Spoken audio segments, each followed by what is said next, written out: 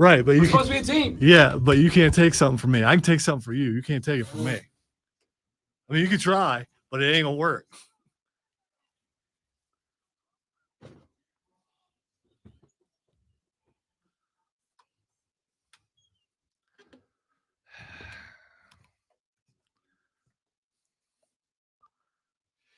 It's a good day to have a good day. Ladies, gentlemen, boys and girls, children of all ages, welcome in the Monday morning edition of the Rob Brown radio program. Starts right now. What's up, upstate South Carolina? Hello, America. Howdy, world. How's everybody? Living the dream, I hope. Hope you're having a spectacular start to your day. It is 6 o'clock in the morning, so I assume it is emphasis on the start to your day, although I know there are a few of y'all that work over the evenings that are maybe just wrapping it up. And if so, we're happy to be your nighttime show of choice. But if that's not you, if you're one of us that finds yourself up this early in the morning, then we are happy to be your audio caffeine to get you going this and every single morning. My name is Rob Brown. The pleasure almost exclusively mine, because joining me this morning, as he does every single morning, working the buttons and the switches and the levers and the knobs and all the simple machinery required to keep us not just on the air, but on the air and sounding this damn good, is the great one, Lonzo. What up, Zoe? Yeah, that's the engineers do that. I'm just here. I'm just here. Yeah, but if you weren't there, then I'd have to be over there, and I don't want to be over there. So glad you're here. Because you're that skilled. You really are. Actually, I am. Actually, we are. Everyone on this station is that skilled. So there's that. That's actually true. That's actually true. For the first time, everyone can switch out and do everything if need be. Next man up on the Fan Upstate. What a show we have today. Of course, since those of you that have asked, allow me to throw it right out from the get. Damian Priest, WWE World Champion, will be here in the building at 8:40 a.m. We'll have about 20 minutes with Damian Priest, the current WWE Champion. His Monday Night Raw is in town at the Bon Secours Wellness Arena. Coming up this evening, I will be in attendance because I don't care about my own health and well-being. So I'll stay up late for a little Raw. But Damian Priest is going to be here at 8:40 this a.m. We will talk to him about his WWE career through NXT, where he was a North American champion, his transition to the WWE main roster, where he became a United States champion, a four-time WWE tag team champion, along with Finn Balor, the only tag team to hold both the Raw and SmackDown titles twice. The only couple to do it. Also turns out he's a big music guy, big rock and roll guy. So we'll ask him some questions about that. He has been one of really two guys, he and The Miz, that have been trusted to consistently work with celebrities during their time. We'll talk about that. I'm really looking forward to it, man. I don't know. Your music and his music, do they cross over? I'm going to go Venn diagram with a very little circle in the middle. Okay. This is one of those things where Diesel probably would. Oh, for sure. Yeah. Okay. For sure. But I'm going to say, because I dabble in Diesel's world. Every now and then, Diesel will send me a YouTube video of like some Mongolian throat chanting heavy metal. And I'm like, oh, I'm into this. I didn't know that till literally right now. Dude, I forget the name of those guys. Those guys. The Who. Yeah, that's it. Spelled H-U. Yeah. Those guys are wicked. If you've never seen them, allow me to expand your horizons ever so briefly. Find The Who on YouTube. H-U. They are a Mongolian throat chanting musical act, and they like take this traditional style of Mongolian singing, I guess, and then they put it to like dope rock and roll music. It's very cool. It's very interesting, and it hooked me quickly. So I'm going to say we got a little bleed over, but we'll find out. Damian Priest in the studio at 8:40 this A&M. Looking forward to that. We have got to get to the NBA playoffs. By goodness, would everybody look at that? The Denver Nuggets like I said they would, have now rolled up twice on the T-Wolves, both times in their building. I told you it was the clutch was stuck, man. This team didn't lose it. The clutch, you ever driven a manual? And sometimes you go to get on the clutch, and because you got the gear shifter in the right spot, the clutch just and it just sticks on you. That was the Nuggets. The clutch was stuck before they got to the top gear, and in game 3, they were able to find it. In game 4, they got up to top speed, and just like that, we're heading back to Denver. We've now got a 3-game series, and the Nuggets have home court advantage once again. This is the sort of thing that makes certain so-called experts go nuts because they think it's over. And then suddenly you got to jump back. Oh, I didn't. The whole time I knew they were still in it. Thought they were done, but no, I didn't think they were done. I knew they were going to do it the entire time. Yesterday morning, I sat in on BetQL's 5-Star Weekend with Pat Boyle. Why do you think I was talking about you? I mean, I'm not saying you were. I was going to talk about Pat Boyle. Okay, all right. Morning on BetQL's 5-Star Weekend with Pat Boyle, who is a host and producer on WFAN in New York City. Big time guy.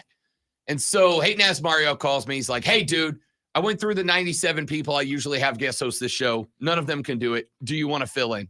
Yeah, for sure. I'll do it. That's not true.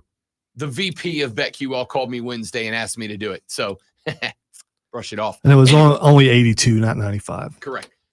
So I sat in on yesterday's show, and Pat Boyle and I were going back and forth about our favorite picks. And he said, all right, what do you think about Denver on the road at Minnesota after game 3? Denver gets the win. I said, I'm going to tell you right now, I'm rolling with the -2.5. I'm rolling with them -2.5.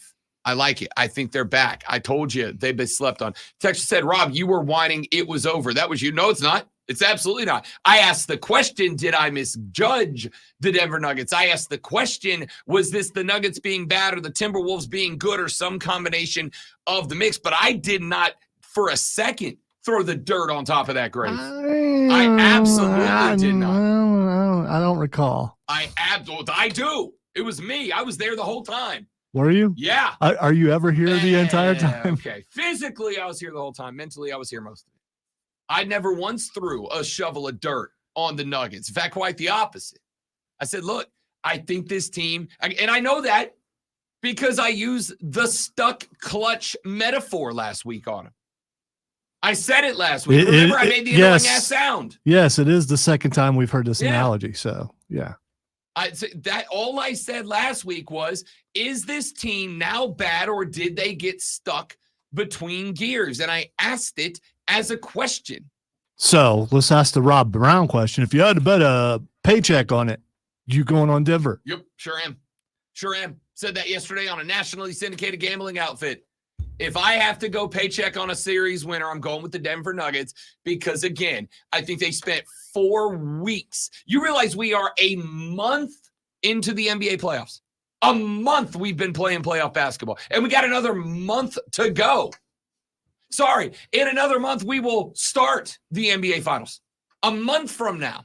I think we're on like game 2 a month from now. Why does this sound like a complaint from a baseball guy? Not. I mean, it's not a complaint. Yeah, The point that I'm making is that teams that start the NBA playoffs are very rarely the same team that finished the NBA playoffs. The NBA playoffs is like its own mini regular season. Teams that enter the NBA playoffs play in one way, do not usually end up playing that way at the end of the playoffs. And when they do, we talk about how remarkably consistent they were.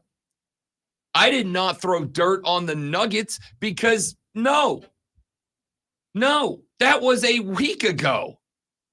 And I used the exact same metaphor then. I think the Nuggets are stuck in cruise control. The problem is that the Timberwolves are not. The Timberwolves are not. And let's not pretend like Ant Edwards didn't get, what did he get last night? 44 in the L?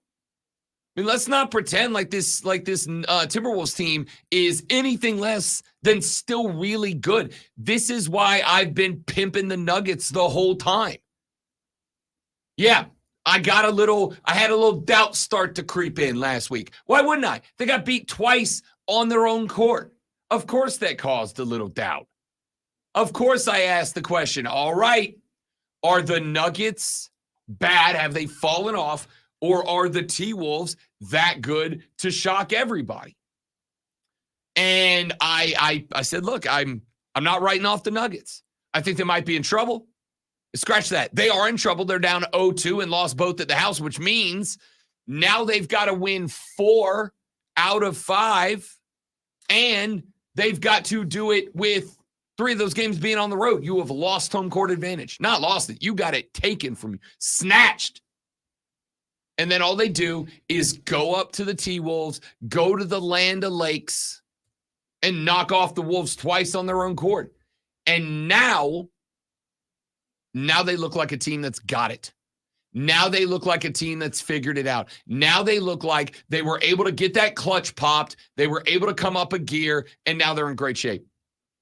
Enjoying it, man. Enjoying it. So we'll talk about that a little bit more at length. Lonzo, the Dallas freaking Mavericks. How about the Mav putting the Thunder in a 2-game-1 hole? They get 1 on the road. They get 1 back at the house. And all of a sudden, Luka, and I'm not going to say I'm not still a little bit concerned about Luka's health. My dude is beat up. But he got some help in the last one.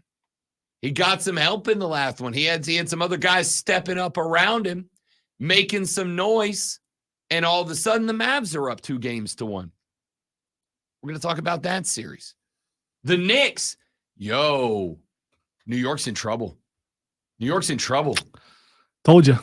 New York's in trouble. And it is going to be because of the war of attrition. And it's going to be because the Pacers smelt blood in the water the other day. The Knicks are beat up. Jalen Brunson's got a foot injury. They're down to their 19th string center playing in the middle. OG Anunoby is out for at least this series, maybe the next. The Knicks, this is the risk. We talked about it last week. The benefit and the detriment of playing playing basketball as physically as the Knicks do. There is a benefit to playing it like that. The benefit is when you hand check and you're hip checking, your body checking. You saw that raw athleticism on defense right there.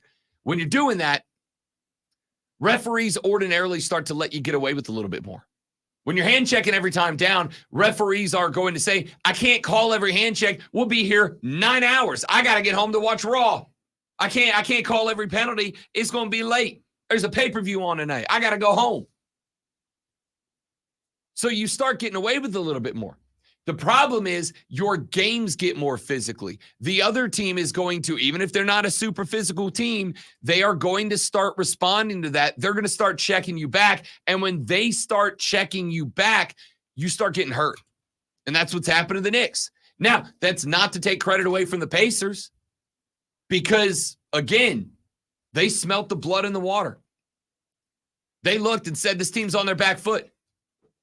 In Jalen Brunson's case, literally. This team's on their back foot. They don't have the punch that got them here. They're an okay team right now. They cannot play the game that got them to the second round of the NBA playoffs. So let's just go punch. And they did. Just like Lonzo called it. Just a team full of youth that does not give a rat's patootie about reputation or anything else.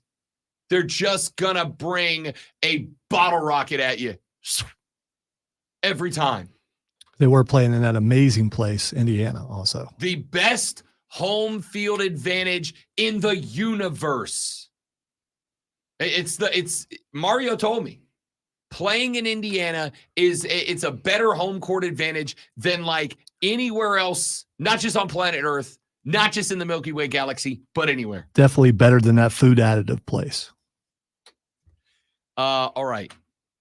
When we come back here in just a moment from now, because Rob is going to do his best to stay on the clock every segment today, Lonzo. That's my ambition today.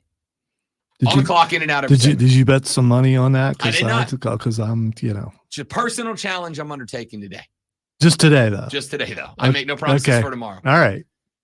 When we come back here in a minute, Victor Wembanyama wins your NBA Rookie of the Year, and now he has just won my heart I am now an alien fan for an answer that he gave in a press conference that is going to make me love him more and make Lonzo go, what a gigantic dork. That's coming up next. The Rob Brown Show is on. It's Monday morning. Let's have some fun. This is the Fan Upstate. Nice picks. All right, guys, quick live read. We're coming back. Y'all stay right there. Good morning, everybody.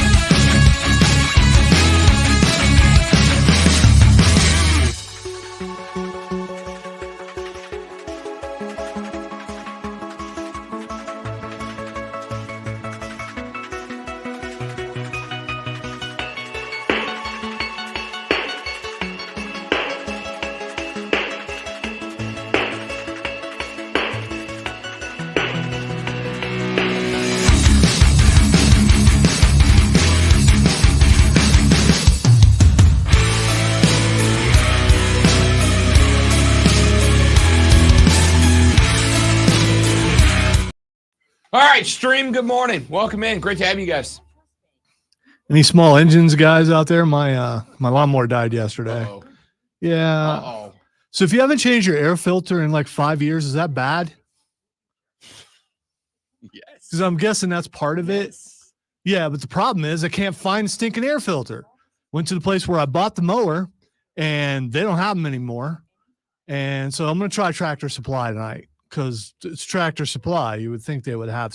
We ordered online, and they sent us the wrong thing.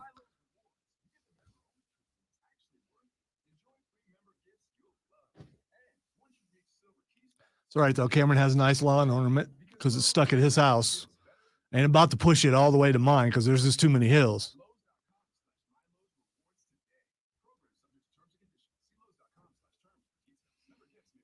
I made that walk twice yesterday. Walk back up there. It started. ran for 2 laps, and then died again.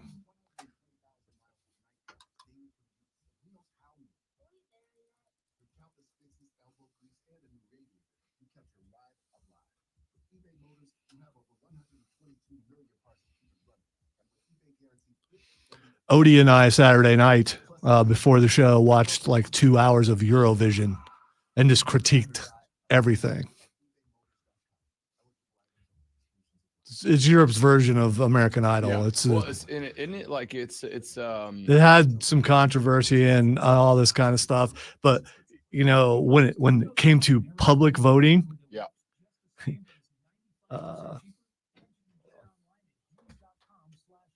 Rob Brown show, what do you want to talk about?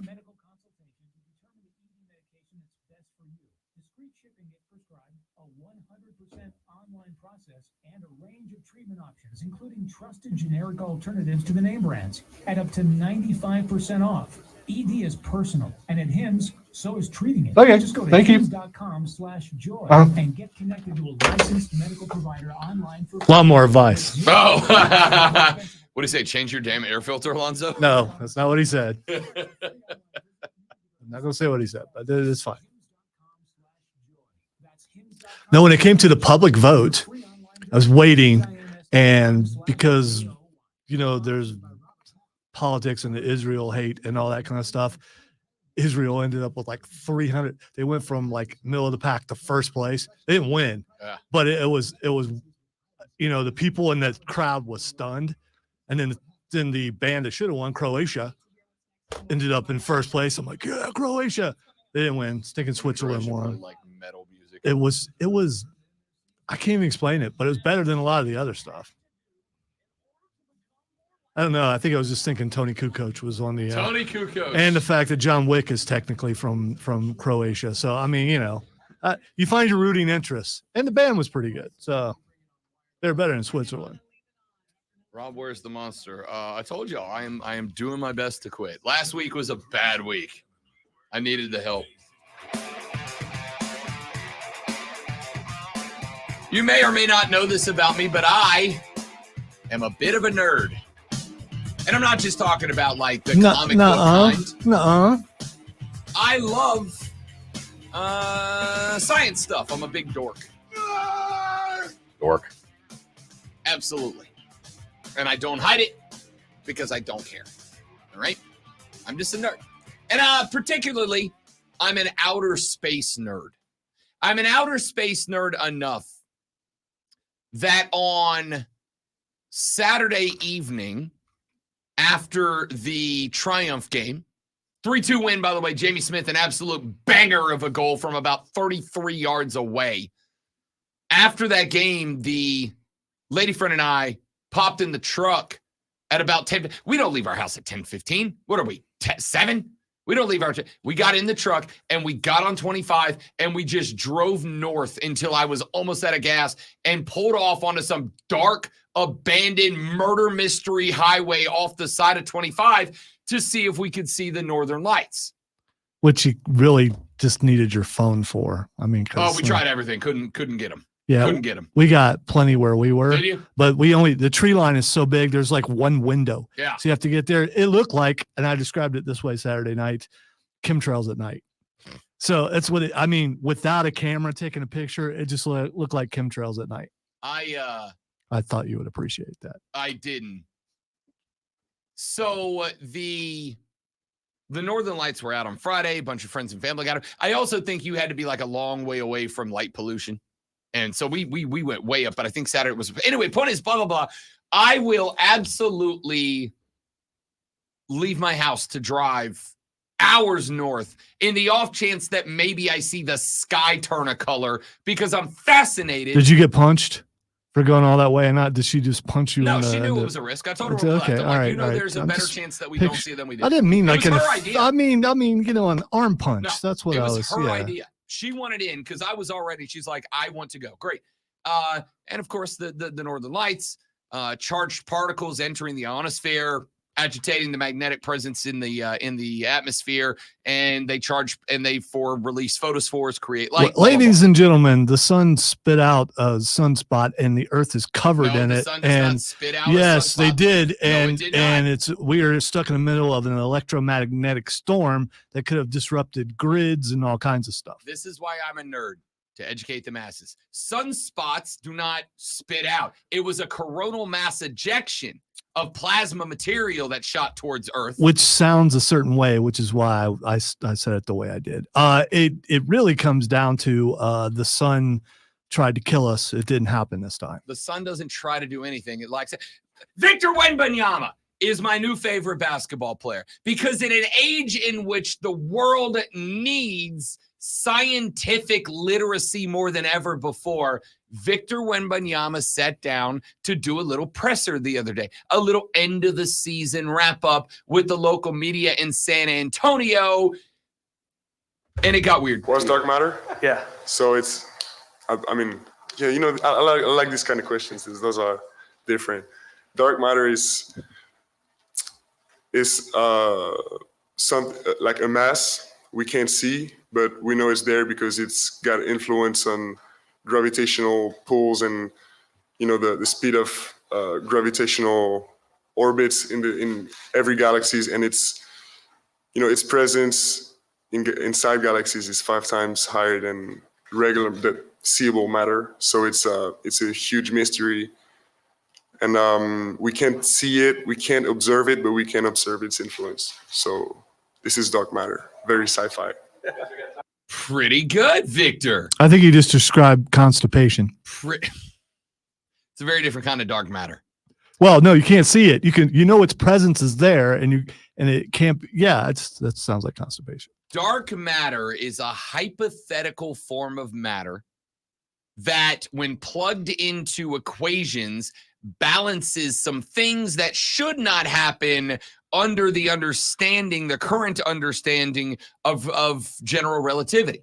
Bodies move about in orbit in space in ways that general relativity does not explain. But if you were to plug some sort of mass into the equation, then all of a sudden the equation balances out. Now all those movements make sense. And so the theory behind dark matter is that it is an immeasurable mass that contains some sort of characteristics and properties that we, as of today, cannot see or measure or quantify. So it's not saying it does exist, just that it would make all the things that we don't understand about gravitational pathways in outer space make sense if dark matter does exist. It levels out equations across the universe if we have that. And now here is my rookie of the year, out here in a presser, getting asked to and successfully explaining dark matter to the NBA media gathered around him. I didn't know I could be a bigger Victor Wembanyama fan, but I am. My dude gets up there. He's about to get asked, hey, you won rookie of the year. Is it going to add pressure to you next year? Do you feel like there's more that you need to do next year in year 2? The rumor is right now the Spurs might be in trade talks to add another superstar alongside a top 5 draft pick. Is there any direction you'd like the Spurs to? There's all these different things that Victor Wembanyama could be talking about here. And he's like, let me explain to you a hypothetical mass called dark matter floating about in the universe. That's incredible. I didn't know I needed more dork athletes in my life, but I did, and I do, and now we got one. Spectacular, Wemby. Bravo. Well done. Well done. Maybe it's going to take Victor Wembanyama to promote scientific literacy. Oh, there's a solar storm, the Illuminati hoax to take out the planet. It's not. It's a coronal mass ejection. We can literally watch them happen all the time. This one just happened to be pointed at us. All your anger, and no one said Illuminati. Now I'm starting to get concerned. Yeah, they did. No, I didn't see it. Yeah, they did. If I didn't see it, it doesn't exist. So that's how it works. Yeah, they did. I'm saying it. It is the NWO. It's the lizard people. It's the Illuminati. And Victor's out here like, hey, if you guys would just read a book, Just read a book. Just pick up a book.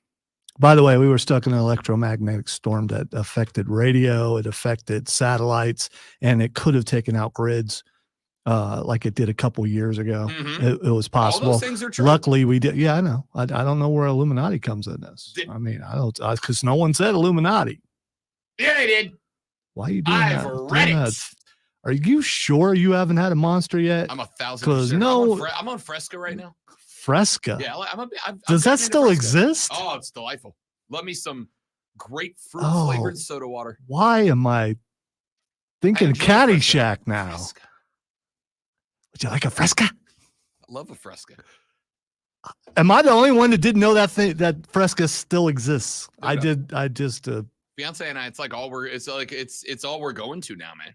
And the Fresca is delightful. Is all I'm saying. All right. What did you buy it at Costco? It's been there for like 35 years, and you guys are the ones that No, bought we it. pick up about a 12 a week. We slam through this stuff. That's weird. It's delightful. All right. Dark matter. Thank you, Victy. Thank you, Victor Wembanyama, for being the sci. Maybe we can get Victor Wembanyama, the NBA sci-fi guy.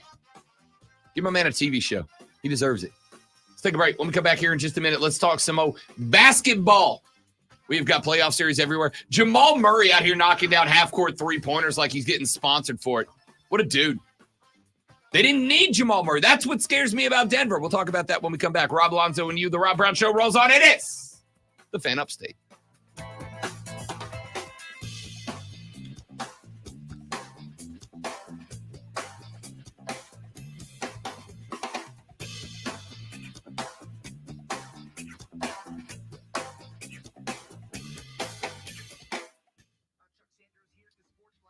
So you guys saw it at your house? Yeah, Raven texted us because I wasn't aware, and so next thing I know, the door is open and Lisa's outside, and it's like late, and she should not be out there in the woods by herself. So I went out there for a little while, and was not impressed because you had to see it through a phone. Yeah. If I look at the sky and I see the aurora borealis without actually having to use some sort of lens, I'm good. But if I have to use, then it just becomes a camera trick to me. I did make fun Saturday of all those people where if I see another picture, it's like, shut up, dude. I mean, how often does this happen? There's always those guys on social media. It's just like, you don't have to show us Some what, people dude, like you to don't have crap to on look. other people Yeah. enjoying I it. mean, my wife loved it. My kids thought Yeah. it was amazing. I just was like, I was real disappointed I missed it. But the fiance is in for taking a trip to Alaska to go see them, like the real ones. in right. person with them. Where you don't have to have a Yeah. camera or You just go something. lay You under just- the yeah. stars, and there it is.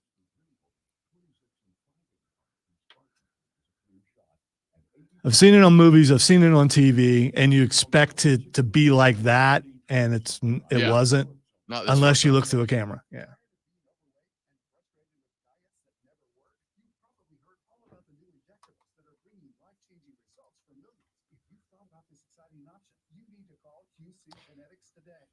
Yeah, I've watched webcams before that are pointed at the ones in like Norway and North Canada, and it's pretty incredible.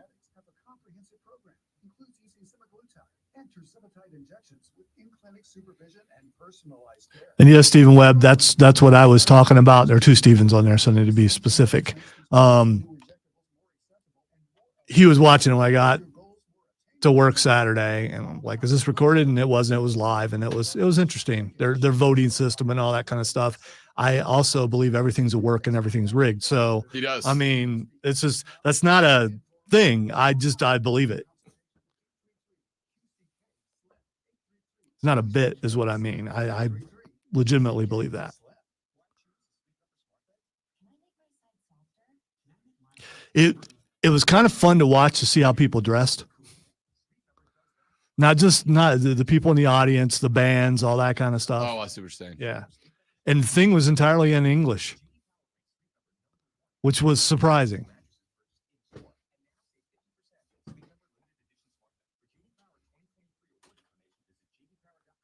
There was a movie about Eurovision with Will Ferrell in it a few years back. I don't remember what it's called.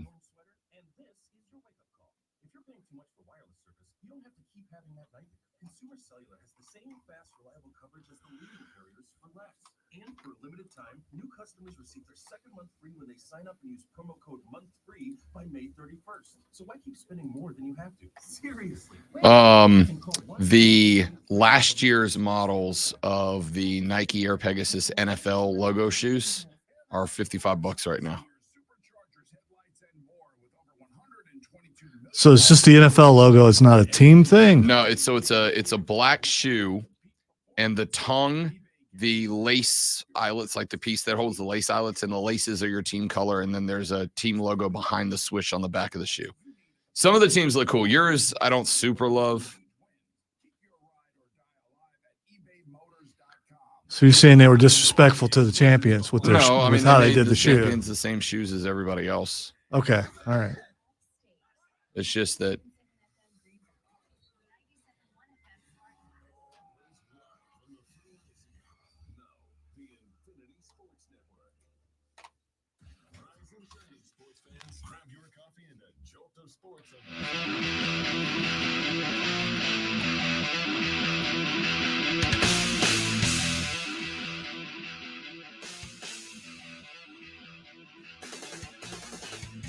NBA playoffs underway. 4 series, 2 in the East, 2 in the West, going down as it stands right now. We got one from both sides on Saturday, one from both sides on Sunday. Let's go back to Saturday's matchups. Western Conference semifinals, Game 3, and the Dallas Mavericks. A 105-101 win over the Oklahoma City Thunder. Luka and the gang now on top of the 1 seed, 2 games to 1. Is this the most surprising series so far? I think in terms of results, it's got to be, right? Why? From which side, though? Dallas being up 2-1. Like the Timberwolves winning 2 on the road against Denver was shocking, but the fact that that series is 2-2 is not shocking. The fact that Dallas has jumped out to an early series lead kind of is to me. Well, I thought the other team was a little overhyped, but and maybe it's true. It's Kyrie Irving is definitely making a difference with Luka. Scored as many points as Luka on a little bit better shooting overall. The difference is, for one reason or the next, Kyrie didn't go to the free throw line. The Mavs went to the free throw line 16 times in that game. 7 of them were Luka, 1 was Jones, and 8 were Lively off the bench. Kyrie did not go to the free throw line. If he did, he'd have more points than Luka, because Luka ended up with 7 of his points from the stripe. On the flip side, you got 13, 16, 9, 8, and 31 across the starting 5 for the Oklahoma City Thunder. I had a conversation about this team with Decker on Saturday, so I want to get your thoughts on it. The conversation we had was, I don't think Oklahoma City has the experience to know the pressure they're under right now. And I think maybe it finally clicked in Game 3. I don't think that they had the recognition, the understanding of what it means to be where they are, especially because they had a run to the 1 seed where Denver got out of the way, where Minnesota got out of the way, and they end up with that. Then they get to skip the play-in, so they don't feel any pressure from that. Then they get what we can now for certainly say is the worst team to make the Western Conference playoffs, our New Orleans Pelicans, who they sweep with ease. There was 1 game that was competitive, Game 1. And after that, it was just easy for them the rest of the way. So I think that when we talk about having it in cruise control, I genuinely think the Thunder were in so many spots that they did not have any pressure on them. The Game 3, the loss after Game 2 was the first time that they felt it. I think it's the first time they felt it. And I think Luka kind of put the screws to him a little bit. And I think when Luka kind of put the screws to him a little bit, I don't want to say they collapsed, because they did shoot 47% and 33.3% from 3. But it's like they didn't have the flow that they carried in those New Orleans games. They didn't have the flow they carried down the stretch. It was like it felt like a very nervy team. It felt like a team that didn't trust their system the way that they did in the last series versus Luka Doncic, pardon me. I was going to say PJ Washington, who outscored Luka and Kyrie in that game, because PJ Washington has decided he going to make it about him, and Dallas is good with that. What do you have, 33 and 1, 27 the next? Shot 11 of 23. PJ Washington, so that we're all clear, is the difference in this series right now. Luka and Kyrie, 10 of 17 for 22, 7 of 17 for 22. Luka and Kyrie are playing okay basketball. It's not enough to win the series. But if they're going to get former Hornet PJ Washington chipping in 27, yeah, they're going to win more than they don't. They are. I think Oklahoma City got tight, great one, and I think Dallas found a variable in PJ Washington that nobody saw coming. And now they're up 2-1. And I'll tell you right now, I'm not going paycheck on a team to win this one, because I could see Dallas winning the series. There's one reason Dallas doesn't win this series, and that's if Luka is too banged up to go through Game 7. That's it. If Luka's knee, my man's bleeding through like 6 layers of fabric wrapped around his joint. If Luka's knee is not capable of carrying through him a Game 7, then Oklahoma City wins. But right now, unless that leg falls the hell off, Luka Doncic is playing. All right, I'm going to use a wrestling comparison here. Luka reminds me of Ilya Dragunov, who gets better the more hurt he gets. And that's what it seems like Luka is doing. You beat him up, he plays better. I don't know why that is, but maybe he's able to focus more to try to keep his mind off the pain. But it just seems like the more you hit him, the better he gets. That's not necessarily unfair. It's not necessarily unfair. Luka, my dude the other day went face first, teeth first into the court. Then what did he do? Pop up and shoot like 68% the rest of the night. You can't kill him. You can't. You can try, but you can't. Boston, 106-93 winners over the Cleveland Cavaliers. They take a 2-1 series lead. I don't think Cleveland's winning another game. I mean, good on Cleveland getting one. Yeah. I mean, that was a little surprising that they got one and how they did it. Donovan Mitchell shooting for 33 points on 12 of 22 and 7 of 12 from deep. But that's kind of the way, right? The only 2 games that Boston has lost in these playoffs, they came because of exceptional three-point shooting nights. And the harsh reality of NBA basketball is that you're not doing that every night. I don't care how good of a three-point shooter you are. This is not normal. So they had an unusual night, did the season. Listen, I want to say very clearly, I kind of respect the hell out of the Cleveland Cavaliers. Donovan Mitchell deserves to be talked about more than Donovan Mitchell is being talked about. Donovan Mitchell right now is carrying this team to anything. He carried them through the series with the Magi in the last round. He carried them to the victory in Game 2, and he carried them to at least making this one somewhat close. I respect it. I love what Donovan Mitchell's doing. But let's just call it what it is. Cleveland's not as good as Boston. Is anybody going to push back on that? I think we've hit in this series one of those spots where Cleveland has the biggest problem that you can have in sports. The other team's just better than you are. That's it. Sunday's games. Let's go on to game number 4. Pacers, Knicks, 121-89. The Pacers destroy the New York Knicks. It frankly was not that close. You had, of New York's 5 starters, 1 in double digits. It was Jalen Brunson, who went 6 of 17, 0 of 5 from behind the arc.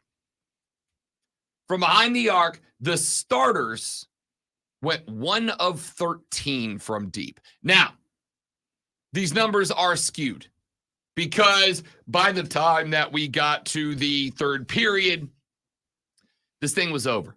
Indy scored 34 and 35 in the first 2 quarters to the 14 and 27 put on the board by New York. They outscored it by 10 in the third. At that point, the ball game was over. New York went to the bench. Why wouldn't you? Let's get the young boys some time. Let's get them some XP, and let's try to save up. Let's try to save up the knees and the ankles of the starters because now we got ourselves a fight going back to MSG. And I don't think that there is a Game 5 more important than Game 5 in this series to the home team. Denver loses at home. We already know that not only can Denver go on the road and get a win because they just did it twice, but they still get one more at the house if it goes to 7. On the flip side, if New York loses this game and they go back to Indy, Indy is going to be next level hype, man. Next level hype. I would be terrified if I am the Knicks, not just because you're going home where you can't lose, but you're going home where you can't lose to a team that just beat you 89-121. What about the Pacers? Would you tell them to do better? What about their game would you have changed? I got nothing. They shot 45% from deep. They did not overshoot. It wasn't like they were leaning on the 3. They put up 88 field goals. They knocked down 50. They shot 57% from the floor. They shot 45% from 3. And, I mean, they only went to the free throw stripe 8 times, but they knocked down 7 of them. What would you ask Indy to do better? You can't. There's nothing. What would I ask the Knicks to do better? Every damn thing. Every single thing. I would ask them to do everything better. And then, of course, we wrapped it up last night. Y'all, I will tell you one thing I did get wrong about this series. Because we talked about it back in the opening segment of the day. I said, maybe Rob Brown was right. Maybe it did take a little time. Maybe the Nuggets were stuck between gears. Maybe there was a little more that needed to get done. And all of a sudden, they found it. All of a sudden, they found that last gear. 115-107 winners. And granted, they had to hang on in this one. Minnesota made a late push. They had to hang on to finish it, but they did. And that's what a championship team does. How many games over the past handful of years have we seen the Denver Nuggets do just enough? Just enough. A lot of them, including this one. They've done just enough. But that's, as I pointed out to Pat Bowl on BetQL yesterday, if you win by 1 or you win by 91, you still won. You don't get bonus points for it. If you win 78-77 or 160-80, it's worth the same in the schedule. Doesn't matter how good you look in a loss or how bad you look in a win. Yeah. A win's a win. Loss is a loss. Denver don't care if you think they're flashy or not. They don't care if you think they're boring. Now, there is one thing I got right about this series. Rudy Gobert is getting killed by Nikola Jokic. Getting killed. The best defensive game that the Timberwolves have had was Game 2, the game that Rudy Gobert missed. Rudy Gobert is the weak spot on this team, which is wild. The defensive player of the year, as far as I am concerned, is the weak spot on this team. Nikola Jokic is getting whatever he wants against Rudy Gobert. 35 points, 15 of 26 from the floor. And then Rudy Gobert goes out there. He gives you 11 points on 3 of 5 and 5 of 9 from the stripe. Rudy Gobert is not helping the Timberwolves. And I don't know if you're Coach Finch. I don't know how it is that you bench Rudy Gobert like days after he won the 2024 NBA Defensive Player of the Year award. But I go back and I look at Game 2, which was the Timberwolves' most efficient defensive game. And the only difference from Game 2 to Game 3 and Game 4, games where Nikola Jokic came back, the only difference was Rudy Gobert. He is getting punked by Nikola Jokic right now. And Jokic had an okay game. Remember, I read you the stat line, though, from last week. Going into this series, the last 10 games in which Nikola Jokic shot 25 or more free throws, the Nuggets were 4-6 and had been outscored by a combined 62 points? If my memory serves me correctly, which usually it does not. They win at a 40% clip and are outscored at roughly 8 points a game when Nikola Jokic shoots 25 or more field goals. You know how many he shot in this game? 26. So the narrative, the trend, the thing that is supposed to be the trigger, the indicator for when Denver's up against the wall, for when Denver is in trouble, didn't matter because Rudy Gobert couldn't do anything about it.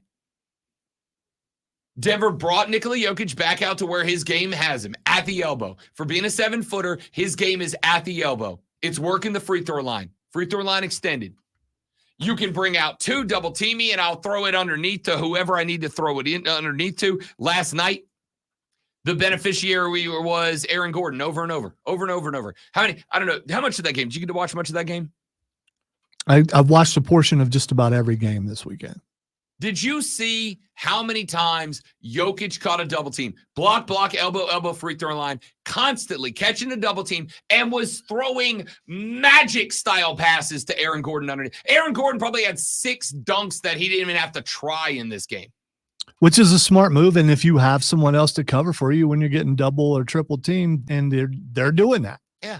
You got 2 options. You can double me up, in which case somebody's open, Aaron Gordon under the basket. I'm going to get him a free dunk. Or you can one-on-one me with Rudy Gobert, in which case I'm going to shoot 60% from the floor and go get my team 35. Well, this shot's so unconventional that, I mean, it just looks like it has no arch, and it should not go in, and it just does. It's less of a shot, more of like a throw Yeah. because his hands are above the damn rim. It's stupid.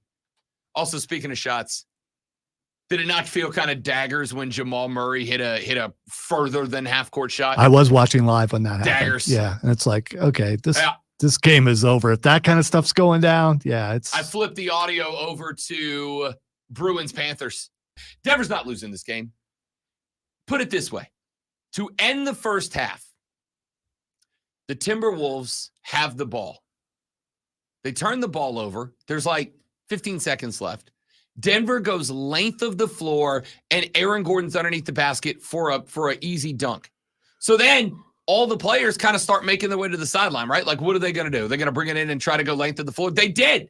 I think it was Mike Conley brings the ball inbounds, throws it down across half court, trying to find one of his guys, overshoots his man in half court, ends up in Jamal Murray's hands. Jamal wraps around a defender and throws up a prayer from 2 feet on the opposite side of the half court line, and it does not touch an atom of steel on the way through. Just strings top to bottom. And when that dropped, I looked over at the TV. I grabbed the remote. I flipped the audio back over to hockey because there was 0% chance the Timberwolves were winning that game after that shot. There was an 8-point swing to end the first half, which showed me the T-Wolves were checked out. Everybody except Ant-Man was checked out yesterday. Nuggets roll. I got to tell you, paycheck on them to win the series at this point. All right, let's take a break. When we come back here in just a minute, we got your water cooler cheat sheet, top 30 sports stories that you need to know before you get your work day started. We'll check in with that. We'll talk a little bit about it. The team name announced for the Spartanburg Baseball Club. We'll get into a discussion about that coming up a little bit later on in the radio broadcast. Damian Priest, WWE champ, joins us at 8:40. But before we get to any of that, wait. Joins us in studio. He's going to be right over there. He's going to be right over there where I'm pointing. You can see where I'm pointing if you're on the stream on YouTube, Facebook, Twitch, or X. You can see that. That's where he's going to be. Yeah, Damian Priest, WWE champ, in studio with us as Monday Night Raw is here in the GVL. Yeah, tonight at the Bon Score Wellness Arena. The heavyweight champion of sports flashes, however, is Lonzo. Well, I am heavy.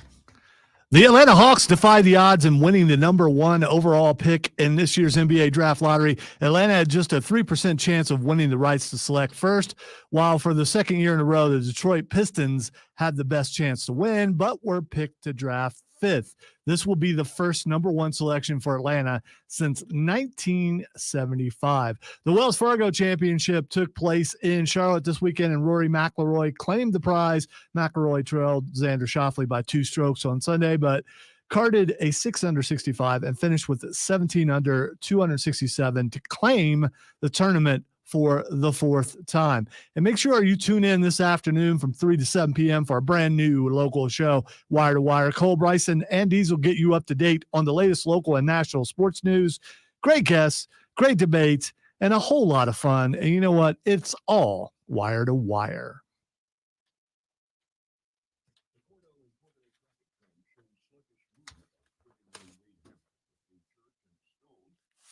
All right, come on, Bill. You're back, and you didn't say Jam Cam. Very disappointed. Still got time, though. When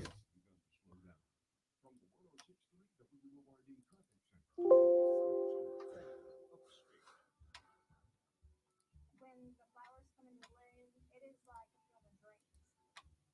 Hi, I'm Belinda Smith. My husband Russ and I own Briar Hill Farm in South Carolina. I'm sure we'll continue to say this, but if you have any questions for Damian Priest, text us 71307 or let us know on the stream.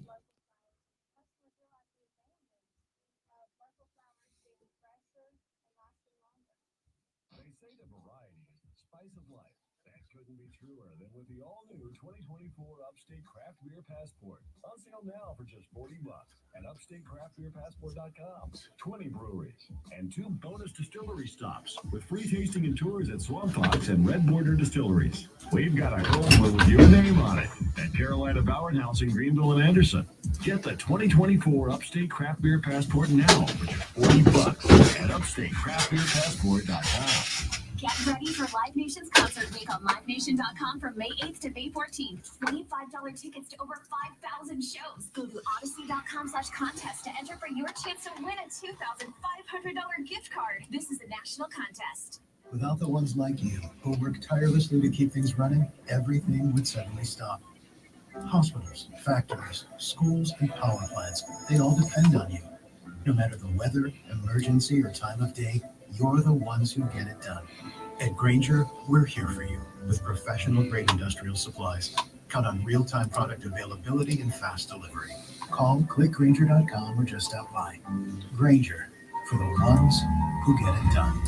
Season, which means I've got to get organized. With help from Beacon, I can save time with Beacon Pro Plus and 24/7 access to live pricing, delivery tracking, order history, and more. Plus, this spring, I can earn $1,000 and the chance to win a $25,000 backyard renovation just by buying my CertainTeed shingles online with Beacon. No purchase necessary. Now that's what I call a spring cleanup. Visit BECN.com for official rules and to start earning entries. Unique and unlike any other sports talk show, it's BetMGM Tonight, Monday through Friday from 7 to 11, only on the Fan. Upstate. BetMGM Tonight is the red zone for casual and hardcore sports fans. Live sports betting updates for all of the night's games as they happen. Get the latest scores, sides, totals, props, parlays, futures, and much more with real-time, relevant sports wagertainment tonight at 7. BetMGM Tonight, exclusively on the Fan. Upstate. And on the Odyssey app. Your morning jolt of sports. It's the Rob Brown Show. Do you want to know what song it was that got us booted in Russia? I am a real American. You're right. But Russia took us off the radio for I am a real American. Screw you, Russia. That's all I got to say. Suck it, Putin. Yeah. Hey, Russia. And if you're not down with that, we got 2 words for you. Hell yeah! That's right. Fight for your life. I am a real American. It's so bad. I should take it off. I love it so much. It's so bad. I love it so much.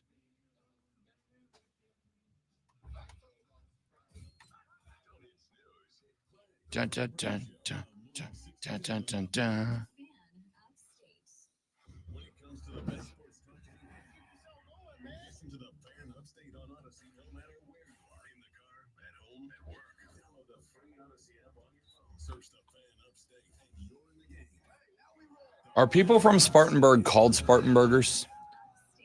I have heard that. Spartanburgians? No, Spartan Burgers. Is it? I've heard that, and I thought it was a joke, and it was not. Okay. So I don't know if they refer to themselves as that, but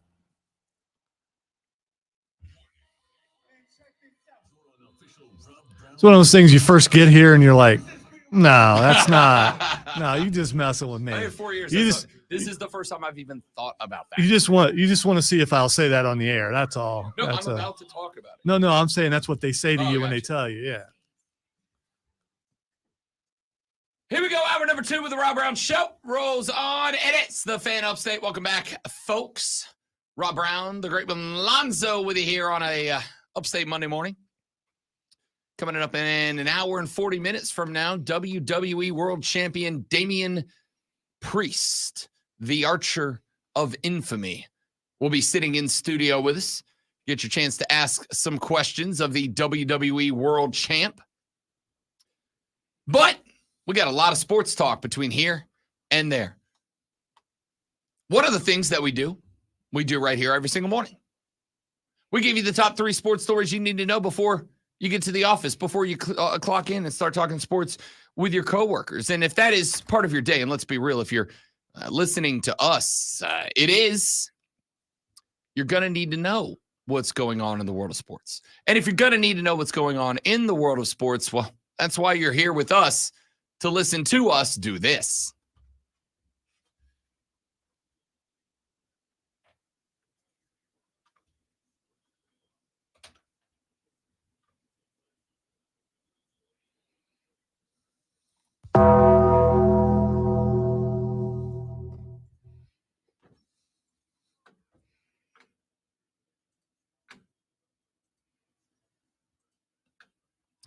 It is the water cooler cheat sheet, the top 3 sports stories you need to know before you get to the office this AM and start talking sports with your coworkers. When you get there, this is what you'll be talking about. Let us get to item number 1. We have gone over it briefly, but it is obviously one of the things you'll be talking about the most today. That is the NBA playoffs ongoing. Couple of finals yesterday, 121-89. The Pacers blow the doors off the New York Knickerbockers. They tie the series up at 2 games apiece. Both teams 1-1 at home, 1-1 on the road. Now we head back to Madison Square Garden for an ever-important Game 5 coming up tomorrow. 115-107, the Denver Nuggets square up their series with the Minnesota Timberwolves after back-to-back wins. Nikola Jokic in this one, 35 points on 15 of 26, shooting 27 from Aaron Gordon and 19 from Jamal Murray, including 3 of 7 from 3, one of which was a half-court banger that pretty much put the game away at halftime as far as I was concerned. Over for the Timberwolves, Anthony Edwards doing Anthony Edwards things. 16 of 25, 5 of 8 from range, and 7 of 8 from the free throw line for 44 points. You got 11 out of McDaniels, 11 out of Gobert, 11 out of Alexander Walker, and 15 from Mike Conley. Not enough, though, as we will head back to the Mile High City tomorrow for game number 5. Coming up this evening, we have got a couple of games lined up as the Celtics and the Cavaliers will get at it. This game is at Rocket Mortgage Fieldhouse in Cleveland, OH. Open the door, Lonzo. Yeah, it's IO. I mean, you're rolling, dude. I didn't know that you wanted me to jump in there. So that's y'all's thing, isn't it? It is, but you know, I was letting you. Hang on, Sloopy. Don't you diss that song. It's a good song. It's a good song.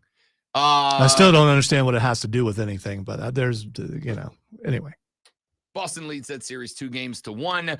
Thunder Mavericks going at it at 9:30 this evening, and Dallas leads that series 2-1 with an opportunity to push the Thunder to the brink of elimination before they head back to OKC over in the NHL. A couple of scores from last night The Panthers knock off the Bruins. They trailed 2-0 at the end of the first period, but it was all Cats down the stretch, including a couple of third period goals to take the 3-2 lead in that one. The Canucks 4-3 winners over the Oilers yesterday, and we have both of those series continuing as Florida now has pushed Boston to the brink of elimination. They lead that series 3-1. The Canucks lead the series 2-1 over the Oilers. We do have another couple of games coming up for you tonight in the Stanley Cup. The Stars and the Avalanche at 9:30. Dallas leads that series 2-1. And then the Canes back on the road in New York. This one is must win. The Canes push to the brink. It is 3-1. And Carolina, a favorite to win this series, a favorite to win this conference championship, find themselves with their back against the wall. Let's get to item number 2. Buy a dadgum lottery ticket, Hawks fans.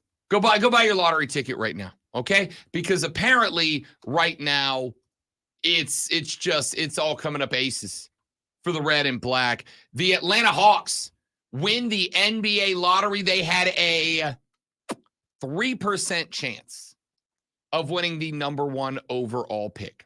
3% chance. Now, this is obviously very good for the ATL in that they're likely going to be able to keep Trae Young now. There was a thought that Ice Trae might be on his way out from this team. There was a thought that this might be a team that Atlanta's got to kick it all out from underneath them and just start the reboot now with a young draft pick. But then they get the number 1 overall pick. That's good. The likelihood that Trae Young gets traded now is, I'll say lower. I'm not going to say 0, but it is lower. So you can probably keep the young superstar, regardless of how you feel about him. Kid can ball. You're likely going to be able to keep a couple of the role players here and add a big name. That's the good news. The bad news here is there's no clear number 1 in this NBA draft. There's no Victor Wembanyama. There's no Zion Williamson. There is no clear number 1 in this draft. Nobody in Europe? The only player that a lot of people think might be the guy that comes first is a kid out of Australia, Alex Sarr, Sarr. Alex Sarr is the likely number 1 overall pick. And there's good news, which is what's the one spot that Atlanta has to have help at? The big man, the 5. And Alex Sarr plays the 5. That's good news. They can add to the front court. That's good news. Kid's a 10-point-a-game guy at the G League level.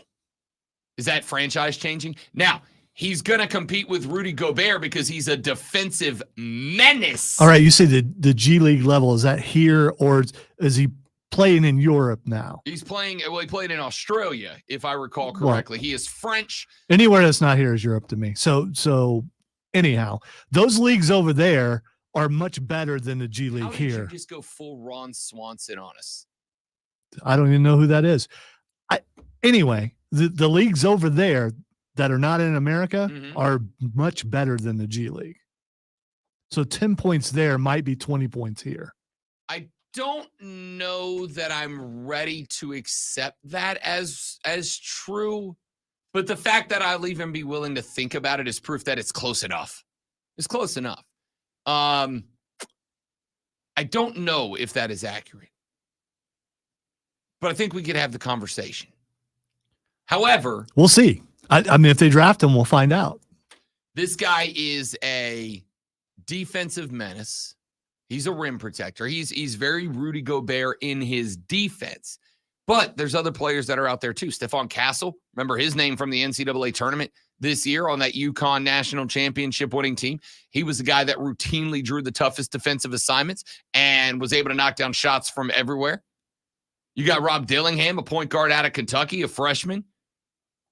Interesting name. Guy that there's a ton of upside, but it's going to need a lot of development. There's a lot of possibilities here for Atlanta. Just a bit of a bummer that the year that they win the number 1 overall seed is a year where there's not a definitive number 1 pick. There is no Victor Wembanyama this year. So all the complaints coming out of Detroit, really, I mean. Oh, no, listen, it sucks for Detroit. Sucks for Detroit. This is back-to-back years where they had the worst record in the NBA, back-to-back years where they had the best percentage chance of winning the number 1 overall pick, and back-to-back years where not only did they not win the number 1 pick, great one, they got dropped back to 5, not 2, not 3, 5. They had, I think, like a fraction of a percentage chance better of winning the 1 seed than the Washington Wizards. And Atlanta, with a 3% chance of winning the lottery, skyrockets both to the 1 seed. Washington gets the 2, Detroit gets the 5. If I'm a Pistons fan, I'm just working under the assumption today that the basketball gods hate me. They just hate us. We can't have anything. Our team sucks. Our coach sucks. Our management sucks. Our draft position now sucks. And for no other reason than the Hawks had 3 out of 100 lottery balls, and yet somehow theirs got picked. Everything sucks. Let's get to item number 3 on the water cooler cheat sheet. Lost my cursor. It happens. I don't know where it went. It happens. All right. This is a question that I asked Lonzo during the break there, which is why you should join us on the stream at facebook.com/thefanupstate, twitter.com/thefanupstate by searching The Fan Upstate or The Rob Brown Show on YouTube and The Rob Brown Show on Twitch, as we are live all 4 hours, all 5 days of the week, including coming up in an hour and a half when WWE champion Damian Priest joins us here on the show. Are people from Spartanburg called Spartanburgers?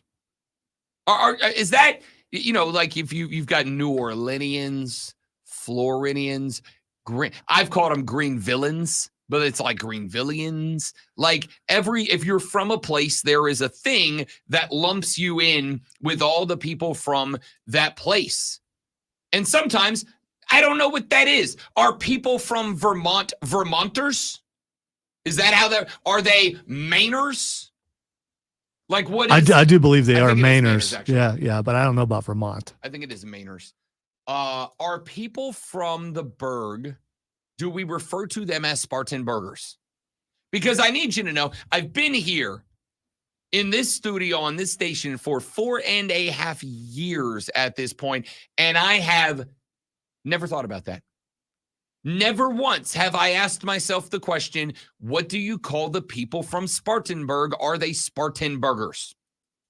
So, the reason I bring this up is because the Spartanburg Professional Baseball Club has unveiled its new brand identity. They will be known in all their glory as the Hub City Spartanburgers. They announced that on Saturday at the block party downtown. Tyson Jeffers, friend of the show, introduced to the brand saying, quote, "It was extremely important to us that when choosing a name for the club, we not only referenced a piece of Spartanburg's history, hence the Hub City, but we also captured the fun personality and energetic spirit that fans can look forward to at Fifth Third Park. Hub City Spartanburgers is a nod to our heritage while also signaling the start of an exciting new era in Spartanburg baseball. We can't wait to see the community rally around this team," end quote. Like the colors. I'm glad there's no pink. I was pretty excited about there being no pink. Yeah, me and Tyson about to fist fight in the parking lot. It's about to happen. Yeah, he got me all excited. I think he could take you. He got me. Probably. He's like young and in shape, and I'm old and fat. Of course he can, but that's not the point. The point is, I got to get a shot in because my dude said on this show last Friday when we had him on, I'm like, yo, tell me there's pink in there. And he's like, there might be. And I bit. I went all in. I was like, yep, that's it. We're getting it. We're getting it. Can't wait. Really? Because what I got out of that was that there wouldn't be. Believe so, you, I mean, you heard what you wanted to hear, I suppose.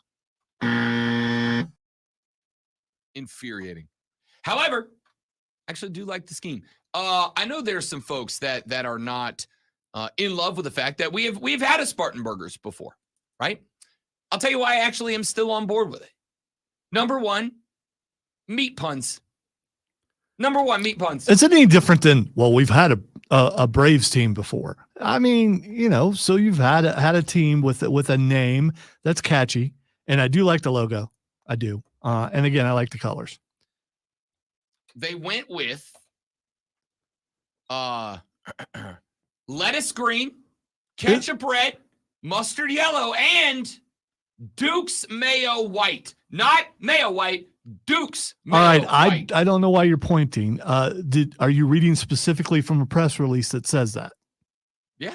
You are? Yeah. Okay, could you send that to me? Because I mean, it's not that I doubt it. I just, I got to go find where I read it from. I'm not reading it this second. Okay. All right. I'll find it. Don't worry, I'll find it. Because I'm not buying it. They did say it at the event on Saturday. They did say it at the event on Saturday.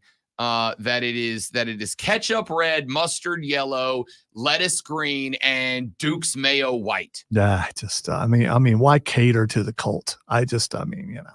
Hey, get on board. But again, I want to see an official press release that says it's Duke's mayo white. I will find it. It's in there somewhere. I'll get Tyson to text you personally. Well, you need to do that. So they go with the Spartanburgers, and I'm honestly I'm good with it. I liked it the first time around, and this is why I'm not upset about it. The first time around was, and I say this with all due respect to the folks who ran that team, because they were very good to us. We enjoyed it. It was a pre-professional college league. Those are hard to run. They're hard to maintain. It's tough to do. There are very few of them that survive, and ordinarily when they do, they're in the shadow of a bunch of great baseball, right? So it's tough to have that type of success, which is why the old Spartanburgers folded. When they came out with the Spartanburgers, I was on board. I liked it the first time around. Yeah, we had a lot of fun over there. We absolutely did. We had a lot of fun over there with them. We got to throw out a first pitch. Lonzo got to chunk hot dogs into the crowd. It was great. We had a ball with that team. Loved it. I am good with this one as well. And I'm good with them going back to the well for the name because of a handful of things. Number one, it is original. It just is. That's been used once before, so you can say it was not original. It's already been. It's original in the landscape of minor league baseball teams. It is. Number two, I think they did something that a lot of people were concerned about, which is find a way to work Hub City and Spartanburg into the name. Right? This was big last week when we asked what names do y'all want. We got a lot of Hub City this, Hub City that, Hub City this, Hub City that. And I said, Dad, I don't know if you can go with Hub City, because the premise of marketing, the premise of naming a team something outlandish and ridiculous is to get attention. And if you're going to get that attention, you want your name said. You want your name said. When folks in Texas are talking about where the recruits are going to be playing and they're going to come up through this team, you want them to say Spartanburg as often as you can. Well, making it the name of the team, you can't say Spartanburg more than naming it the team.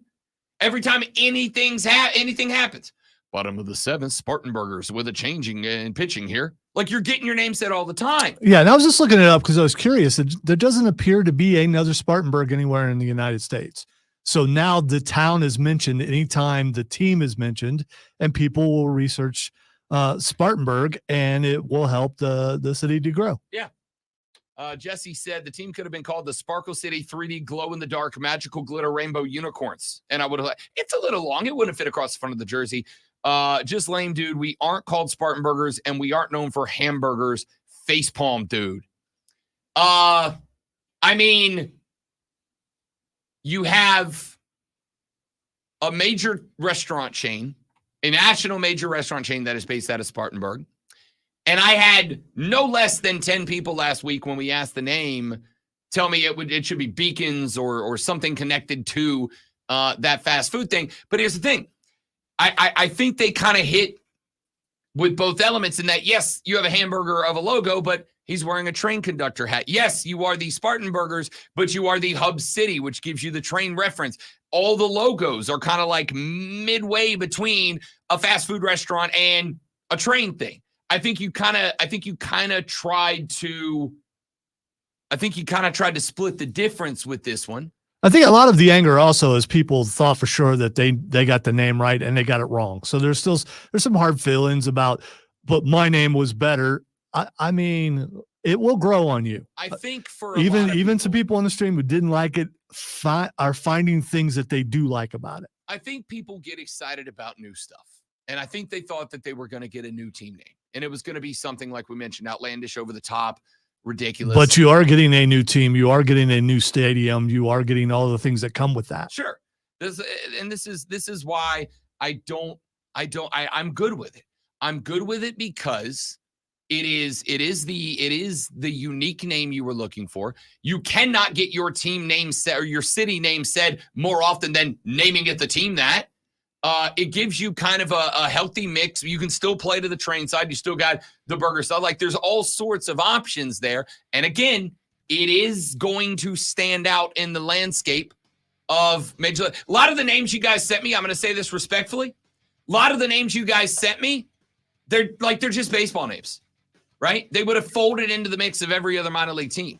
Now you have one that when people look down the schedule, they're going to go, what the hell's a Spartanburger? And again, I'm being told on the chat that people from Spartanburg are not referred to as Spartanburgers. I need to know. I just came up out my chair. That's how serious this is. I need to know. Do people from Greenville refer to them as Spartanburgers? Spartanburg, do you refer to yourself as Spartanburgers? That's all I care about. All right? I don't care about anything else. Do you refer to yourself as Spartanburgers? It had to come from somewhere. Did it come from you? That's what I'm asking. Is Spartanburg good with being called Spartanburgers? Back after this on the Rob Brown Show in the Fan Upstate. You see. All right, guys, quick live read. We're coming right back. Stay right there.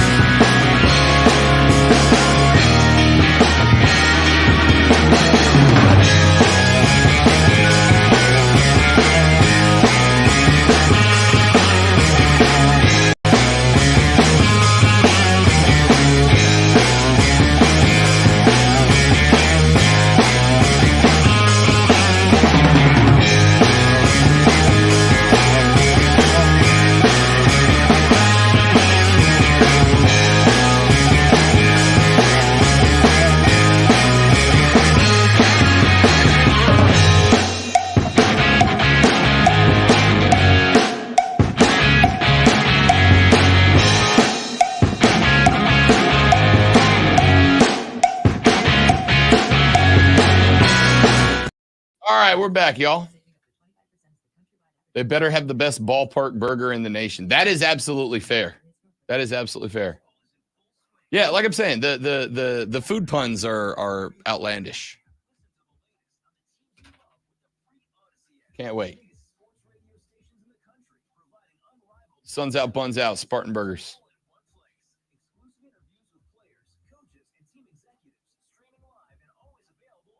Yes, this name did exist already. We talked about it. In fact, Lonzo and I had a really good relationship with the old Spartanburgers team that we hope to replicate with the new Spartanburgers team. They were phenomenal to us. And I do wonder if and how that played into the conversation behind the scenes to select the name. Like if they considered that, if they decided they didn't care.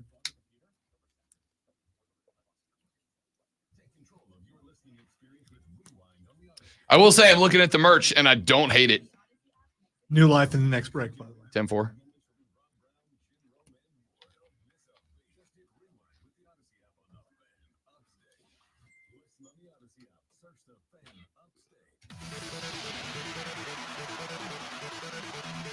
I'm going to say this about the Spartanburgers. Big fan of the merch they rolled out on day one. Big fan of the new merch. Already got the first cap picked out. I'll go ahead and throw it on the screen just to kind of show you what I think they're working with here because I like it a lot, to be honest with you. I like it a lot. There's the first hat they rolled out. I am a huge fan, dude. I'm a huge fan. I like the color scheme. I like the logo with the outline of South Carolina, the white star over where Spartanburg is, and then the script HC for Hub City underneath it.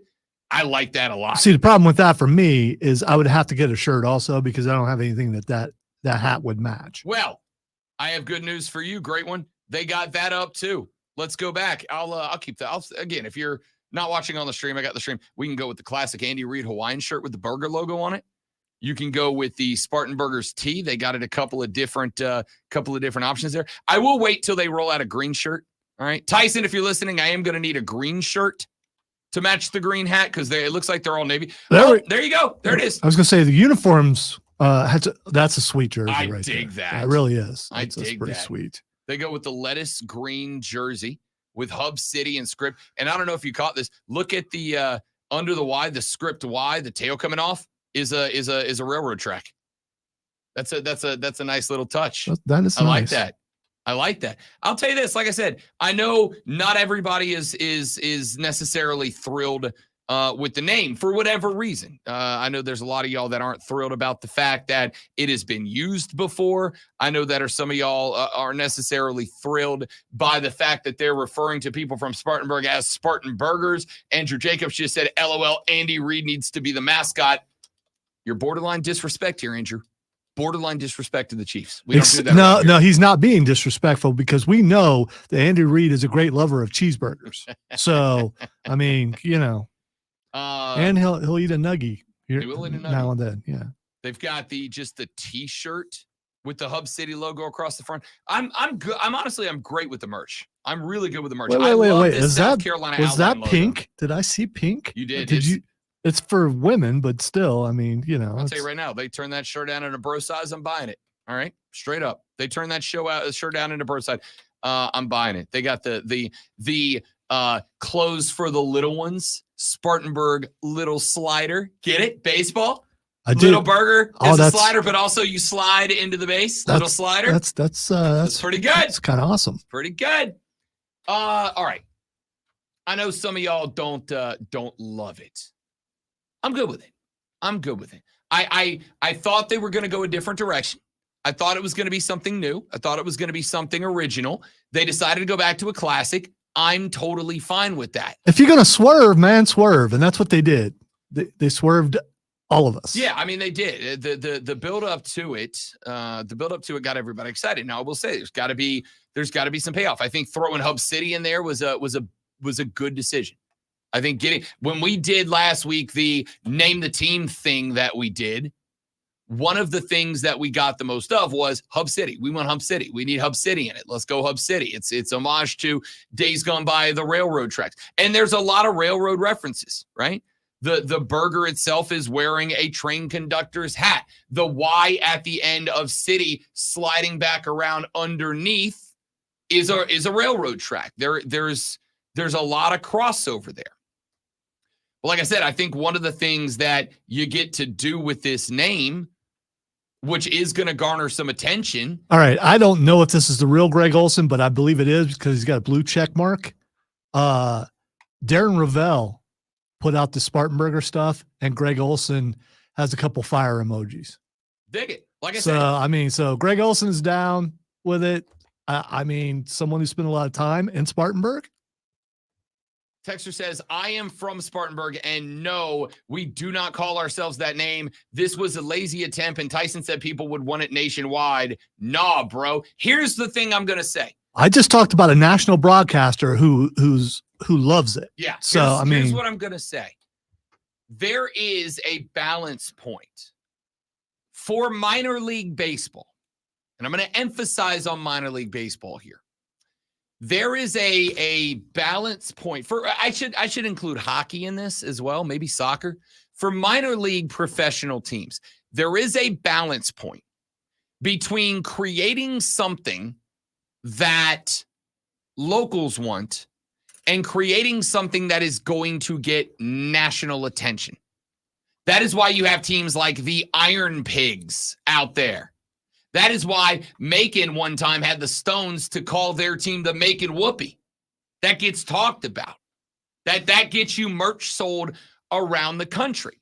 And so I get it that there is I would say, I don't know what the percentage is. I don't want to guess. And the folks that I have talked to so far, it seems pretty fairly split, about half on, about half off with going back to Spartanburgers. Here's what I'll say.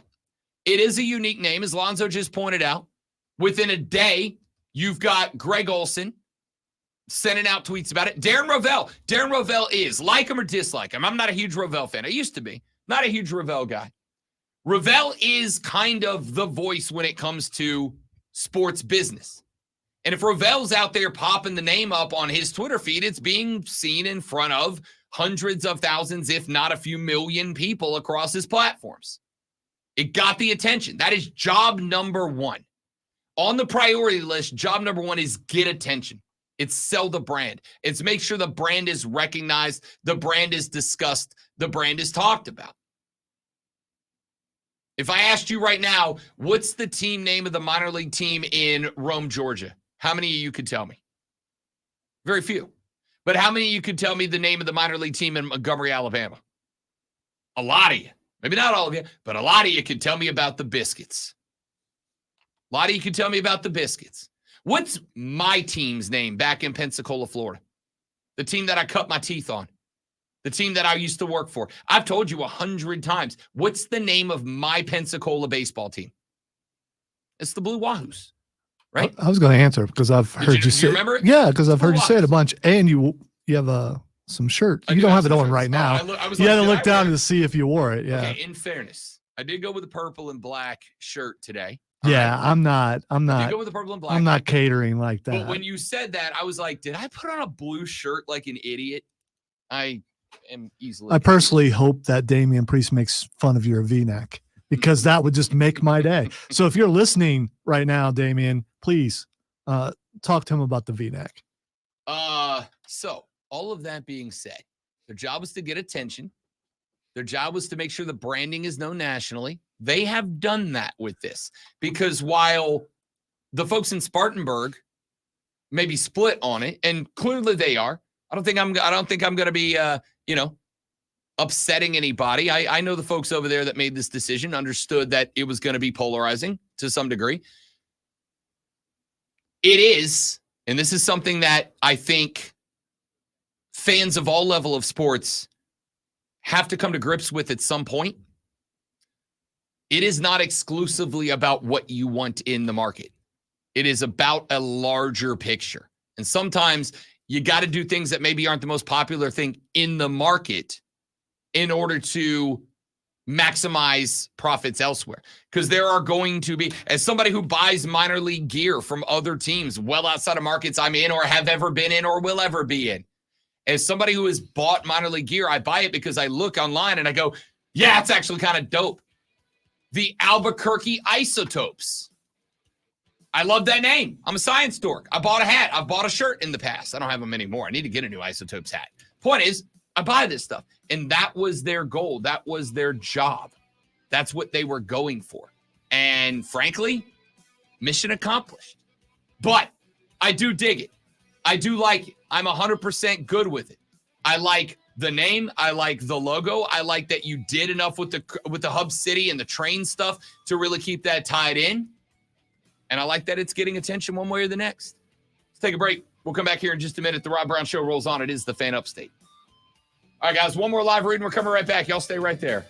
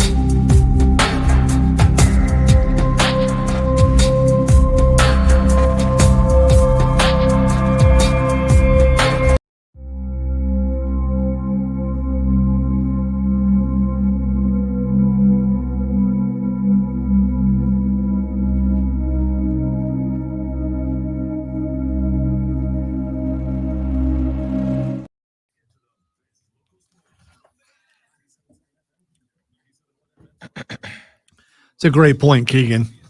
Do what? I'm talking to Keegan. It's a great point.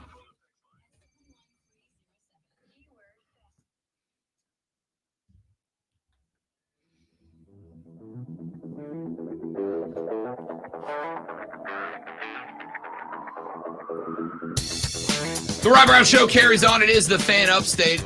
We don't need to spend all the time on this, but I do think it's an interesting discussion with the new baseball team in Spartanburg deciding to go with the Hub City Spartanburgers as the full official name of the team. And it has gotten a lot of support. It's also gotten a lot of pushback. And from what I've seen and experienced so far, this AM, it seems to be about 50-50 on the name. The problems with the name, according to some people, are that it is recycled. We have had a team called the Spartanburgers before. Obviously, it played one season and rolled up. It was a college pre-professional league that just operated at a different level. It was not a pro ball team. This is a minor league, Major League Baseball team affiliated organization. You have all seen, or at least those of you that have been around downtown, the Berg, you have seen the progress being made on the new stadium. It is going to be a legitimate minor league baseball stadium in the heart of the Hub City. So there's been some pushback on it, and there are some folks that are on board. And I said in the last segment that the folks who named the team did have to take into consideration two different audiences. Its local audience and its national audience. Its local audience and its potential audience, depending on the attention that it gets. Minor league baseball teams do stuff all the time to try to get attention. And naming your minor league team something that is, I don't want to say outlandish, but, not a traditional team name is one of the oldest strategies in making that one happen. All right, we know the NFL news. We know NFL schedule is coming out this week. The first game has been, according to Adam Schefter, out there. Brazil? It is. No, I'm not talking about where. I'm talking about who. Oh. Ravens versus Chiefs, Thursday, September 5th. September 5th, Ravens Chiefs. I like that.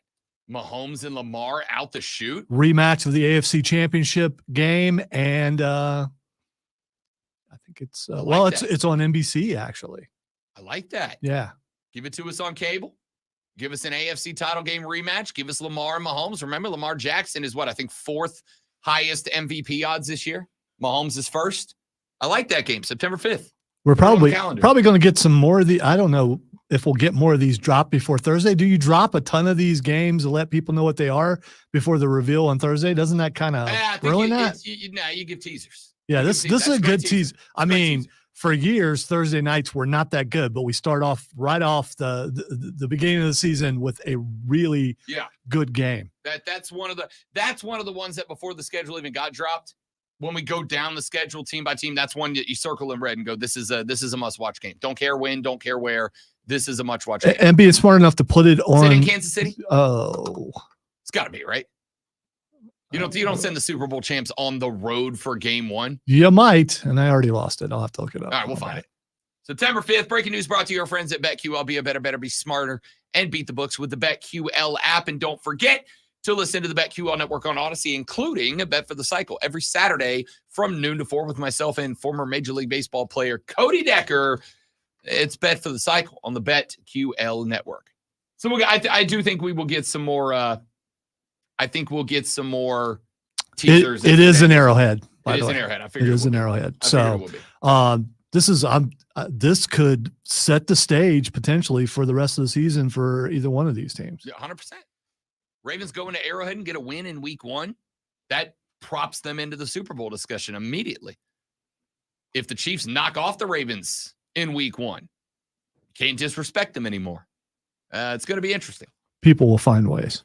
All right, let me finish this discussion because I thought Keegan had a really, really good point that I want to get to. We got a few more texts. Texter said, Hunt GPT text said, I'm working the new baseball field. I was there Saturday. I see both sides, whether it's good or bad. It is good PR. That is a part of it. Texter said, Rob, I am old enough to remember the Spartanburg Phillies. The success of the team will depend on how well it is run. It is. And keep in mind, having a major league affiliate is a huge advantage. They will invest in that team because they are going to be sending future MLBers to you. They're going to be sending future MLB stars to the Berg to play. They want them to have the best facilities, to have the best stadium so that they can figure out who's ready to move up to the next level and who is not. That is big. That is big. So I'm interested to see. You are correct. Every team succeeds or fails based on how it's run. I will tell you from what I've experienced with the new Hub City Spartanburgers, I don't question the folks that are in charge. I don't. Texter said, Tyson also said they better have the best hamburger in the world if they are going to have a mascot named the Spartanburgers. May I suggest making the Redneck Burger from New Way Lounge and Restaurant the signature burger, voted best in the state? Hilariously, I've had it, Texter. Hilariously, I've had it, and hilariously, it was really good. I don't know why is that Really hilarious if it's a good. Why is it funny if it's so good? I have not been to the Beacon. I have not been to the Clock over there. I've not been to a couple of the big spots, but I've been to the New Way Lounge because I went over there. Is when I went over to the Star Wars show. Met up with a couple of fellas before we went at New Way and had a redneck burger, and it was delightful. Texture said, satisfy the larger market at the expense of the locals. Well, they accomplished that. Keegan brought up a great point in the stream chat a minute ago. He said, do you think that everyone loves the FU all the time for Furman? Nope, but it's made them a ton of money and it's built their brand recognition. That is spot on it. By the way, I don't like it.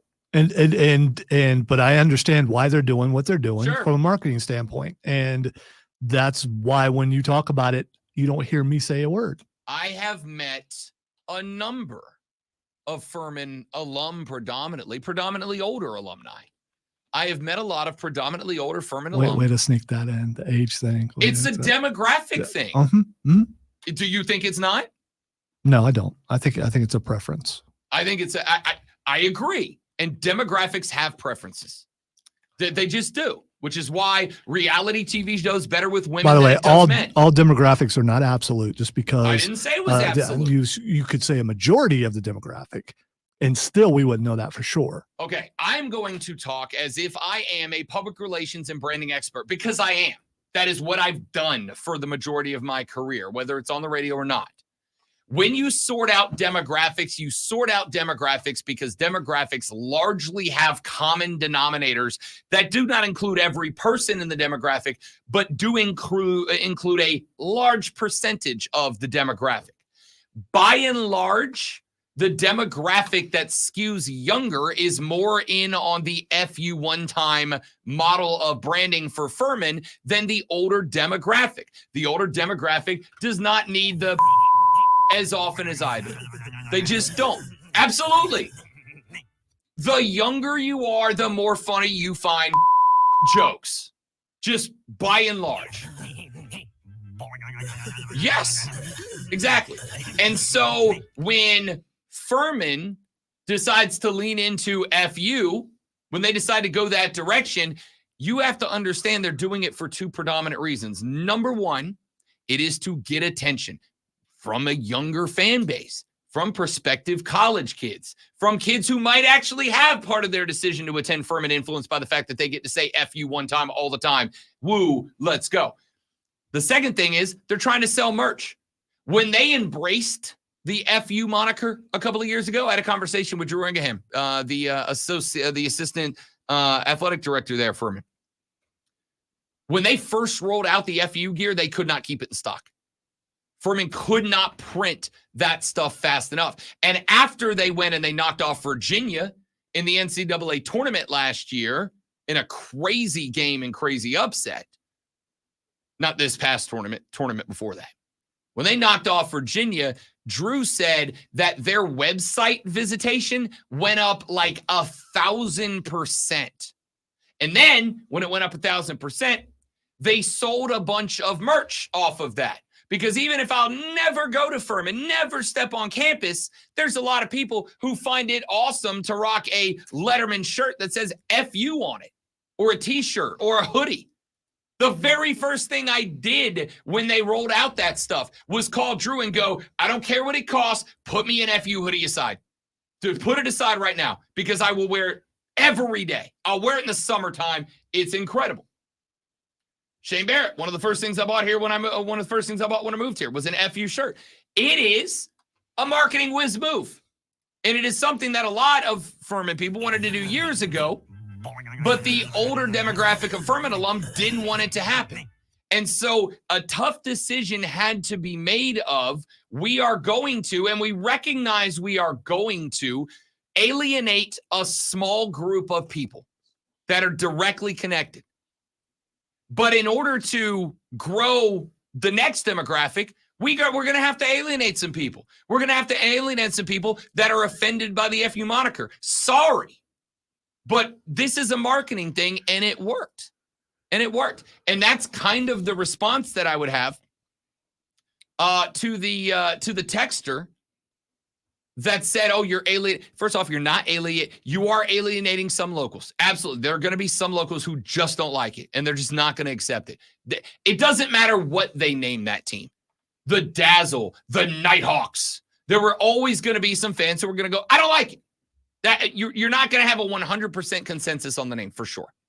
But the unfortunate thing that every human being at some point has to accept is I'm not the audience.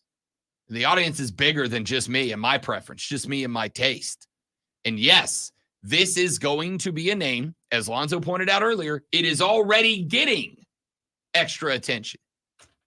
You don't think they sold some T-shirts when Greg Olson put that in front of his 1.5 million Twitter followers or whatever it is? I hope so for them, for sure. I guarantee it. Texas said, Rob, the problem in Spartanburg is they aren't listening to the younger demographic. This is 100% the old money team name. I don't know. I don't know about that. All right. Lonzo and I aren't invited to tea parties. I don't know if that's the case or not. I know there were a bunch of names that were brought up. I know there were a bunch of names that were kicked around. And I know that, once again, it is as much about branding on a national scale as it is a local scale. You could have come up with a name that was 100% consensus in the city of Spartanburg, South Carolina. But if it was unrecognizable as to why they were called that outside of Spartanburg, South Carolina, the name fails. The name fails because they've got to move it nationwide. That is part of it. Texter says, Lonzo, for the rest of the show, try as many times as you can to insert the Beavis.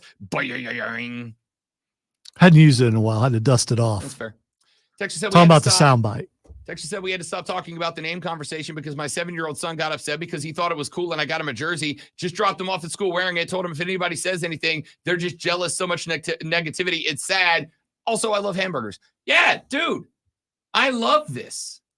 I love it. It's unique. It's going to get national attention. And also, teach your kids not to give a damn what the rest of the kids think. They'll be better off long-term for it. All right? They just will. Yeah, if you don't like the logo, obviously you're anti-hamburger. Texter said, I stood in the merch line for over an hour. They had jerseys made almost the entire time. They are making money, and people bought in but still want to complain. And Lonzo made the prediction during the break there just a second ago that give this 6 months and it'll be over. Give it 6 months, it'll be over. We're talking about the complaints. Yes. Yes. Give it 6 months and people will wrap their arms around it. How many of you will not go to a baseball game because the name is Spartanburgers? How many of you will not go to a game because you don't like a green jersey? I doubt very many. And if you do, I promise you there's more people who don't care enough to deny themselves minor league baseball. Again, that is kind of the point. It is, yes, you want to make your local audience happy. You want as many people in the area to embrace the name and the image and the logo and the colors as you possibly can. But there is also a necessity to be able to have fingers that spread out across the country, to get influence from across the country, to sell merch across the country. And this name is going to. It is already being discussed and sent out online and getting names like Greg Olson that are on board with it. Texter said, who doesn't like a burger as a mascot? Here's a message for the haters. F you all the time. Way to tie things in there, I like that. Texter. I like that. Yes. Good callback. Tied the whole segment back together with a walk-off line. That's good radio, Texter. That's good radio. You know what else is good radio? When Lonzo does sports flashes. By the way, according to Ian Rappaport, they will be dropping some other NFL matchups before the schedule reveal Wednesday. A little more teases. And just like that, they're back in it. The Denver Nuggets have tied their series with the Minnesota Timberwolves at 2 with a 115-107 win. 2024 MVP Nikola Jokic dropped 25 and Aaron Gordon added 27, shooting 11 of 12 from the floor. Anthony Edwards scored 44 for the Wolves in the loss. Game 5 is back in Denver on Tuesday. Indiana pulled even with the Knicks after a 121-89 beatdown of New York. The Pacers outscored the Knicks by 20 in the first quarter and 10 in the third to set the pace. Game 5 is back in New York on Tuesday. Make sure you tune in this afternoon from 3 to 7 p.m. for our brand new local show, Wire to Wire. Cole, Bryson, and Diesel get you up to date on the latest local and national sports news. Great guests, great debate, a whole lot of fun. And, of course, it's all Wire to Wire.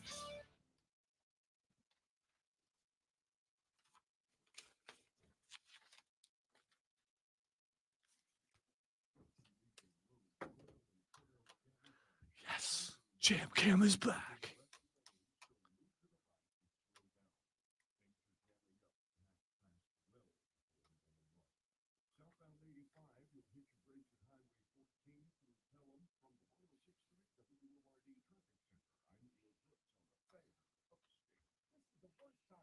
Come on.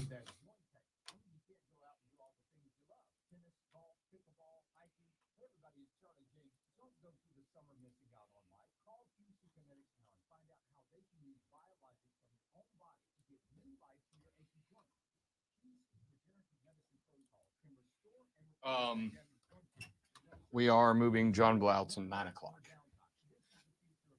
Okay.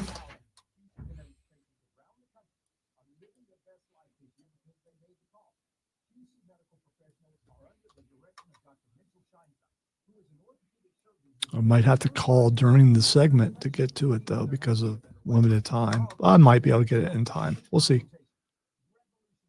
He's expecting the call, so we're good. Yeah.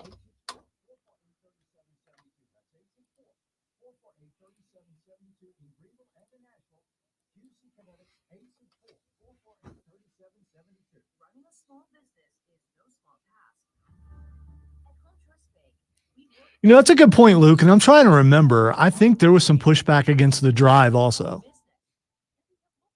There's just some people who just aren't happy. I mean, no matter what. I mean, I think you can dislike a thing without being miserable. I don't dislike know. a lot of things, and I'm pretty much the least miserable person you know. No, if we had a segment with Urban Meyer and a bunch of other things that you hate, But that doesn't make me a miserable old people person. and babies, I mean, for an entire hour, it'll be a miserable hour for you.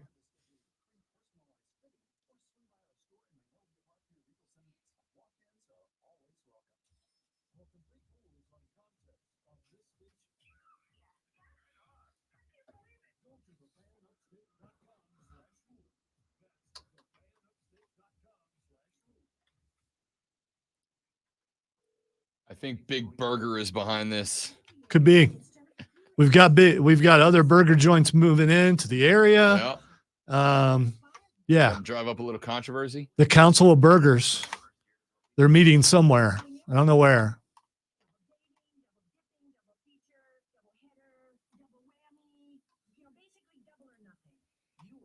So now I am seeing a Council of Burgers, and Andy Reid is there. Let's tweet at Andy Reid and get his opinion on the mascot and logo. You should. Someone should. Does Andy Reid have a Twitter? I don't know. Come on, man. You don't know the Twitter doesn't exist. He may have an X account. I don't know.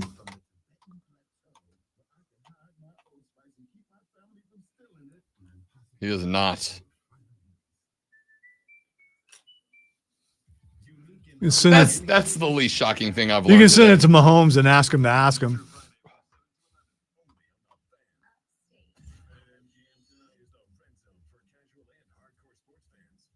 You could ask Travis, but he's busy. So, traveling the world.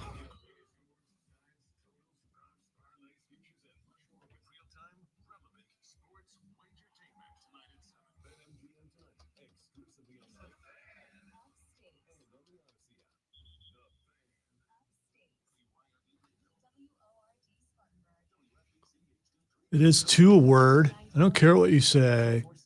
Spell check.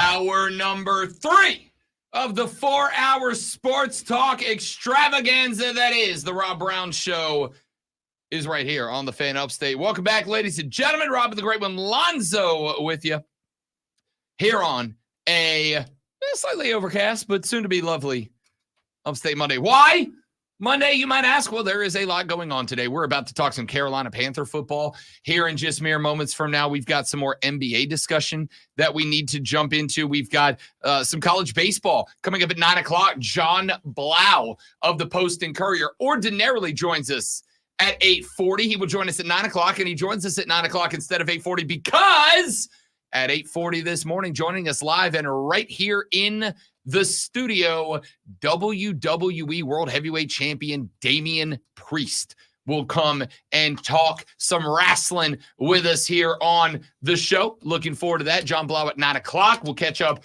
with what has not been a lovely week in baseball for the Palmetto State as Clemson gets swept by Wake Forest. First time in over a year that team has been swept, including getting run-ruled in game number 3. South Carolina went 1-3 in the last week, got smoked by the University of Georgia.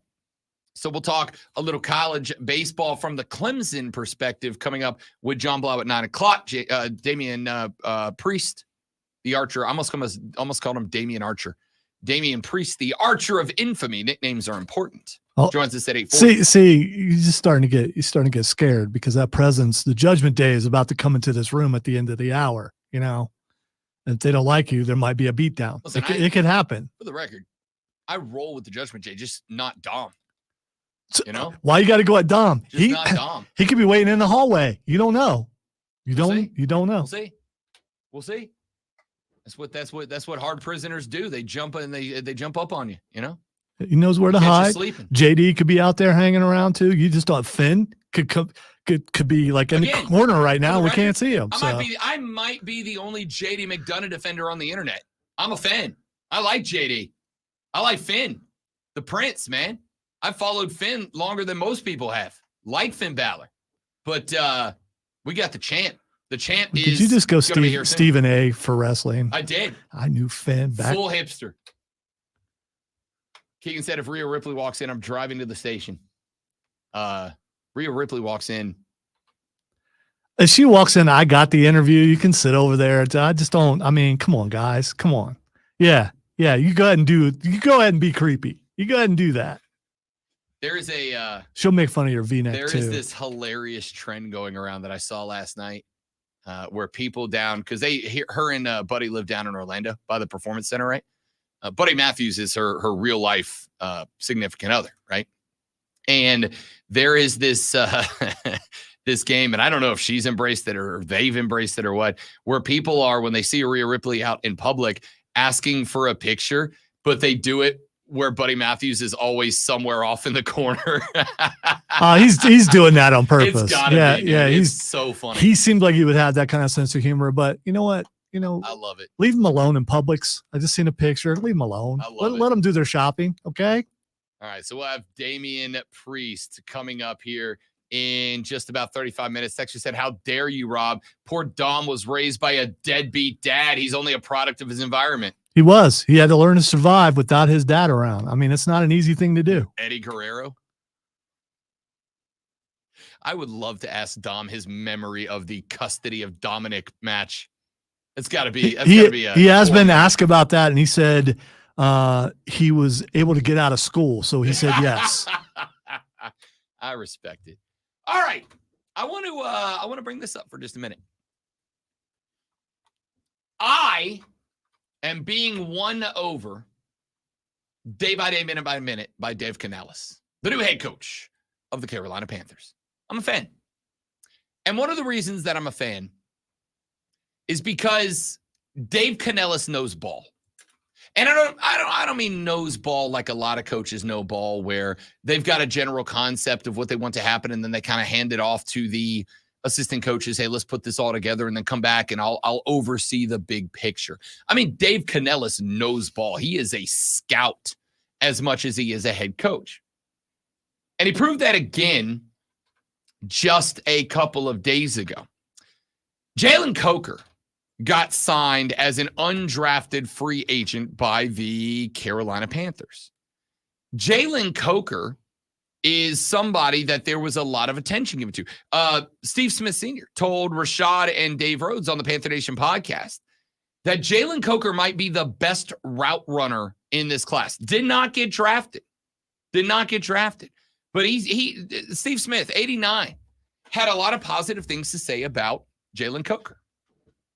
So Coker gets signed to the Cats as a undrafted free agent. And Dave Canellis at rookie minicamp, because the boys that ain't earned the helmet logo yet are out there trying to do so. Canellis was asked about Jalen Coker, and he said this. Jalen Coker is one of the more popular undrafted free agent signings. What did you see from him? What do you like from him to bring him here? Size, instincts, top of route, ability to separate. He's really crafty in zones. He knows how to find the open spaces. Has a little cool run after catch, too. He can break some tackles because of the size that he brings. Attacks the ball at the high point. I mean, the guy really does have a cool skill set that he brings to us. So I'm excited to see him, kind of get introduced as we start to, develop our football, especially in phase 3 OTAs. Let's see what he looks like against NFL talent. But I'm really excited about it. I love it. Dave Canellis is a football guy. Dave Canellis is a football guy who breaks down the game to its elements. It's my favorite thing. Does that potentially make me a huge dork? Yes, it does. But I love it. I love that he not only does that. I've been watching and covering NFL football for a very long time. And more often than not necessarily exclusively, but more often than not, when a coach is asked about a UDFA, an undrafted free agent, more often than not, you get like a very general answer, and you get, well, we're gonna see how he performs out there. That's what this is for, right? Go find the diamonds in the rough, and this kid might be one. We like this kid. He might be one. We're gonna give him a shot. Yeah, Canellis just gave you a full breakdown of his profile, what he likes, what he doesn't. He just gave you a full breakdown of who Jalen Coker is as a wide receiver. But it goes a little bit deeper than that to me. I think that when I put this into the paradigm through which we are, if you support the Panthers, either as a fan or as a radio host, that we have been, I'm going to use the word subjected to for the past few years. For Frank Reich, for Matt Rule. I think when you put Dave Canellis in the prism of what Panthers fans have been subjected to the last couple of years, it's very interesting, because when I heard Matt Rule talking about football, it never really sounded like he was talking about football. When Matt Rule would talk about football, it always felt like he was kind of trying to be a motivator more than a coach. And I'm not saying you can't be a motivator, but it always sounded like Matt Rule was, you know what it sounded like? It sounded like Matt Rule was trying to start a cult. That's what it sounded like. You're either one of us or you're not. You're one of us. You. That is how it works in a cult. It is exactly how it works in a cult. It is. You're and then right. there's Frank Reich, who, listen, I didn't have an issue with the hiring. I thought it was maybe a little bit boring of a hire, and it turned out to be it was. But listening to Frank Reich talk about football was like, oh, dude. It was like listening to grass grow. It's just, there was nothing there to it. There was nothing to it. Dave Canellis talks ball, and he does, I think, a couple of things that stand out to me. Number one, he actually answers the damn question. As somebody who is for years always waited to fire off the coach speak alarm for when a coach starts diving into the coach speak, I appreciate Dave Canellis. I go back to the answer he gave a couple of months ago when he was at the draft and they asked him about Bryce Young, and he broke down Bryce's game second by second. He broke it down piece by piece by piece by piece by piece to explain who he thinks Bryce Young is and what they want to work on and what they want to play to and play away from and whatever. And now you're bringing him a UDFA. And you got, I think that was Shayna Quick, asking him about a UDFA, and he's got the whole profile down in the top of the brain. You know who it kind of reminded me of a little bit? Sean McVay. You ever listen to Sean McVay, coach of the Rams, talk? When Sean McVay is talking, undrafted free agent. No, I got it. It took me a while. There's some other people out there might not have known what it was, and I'm speaking on behalf of them. I mean, He's a man of the people. When you bring him a UDFA and he's got that profile down and he can actually describe the individual elements of the game, not, oh, it's good route runner.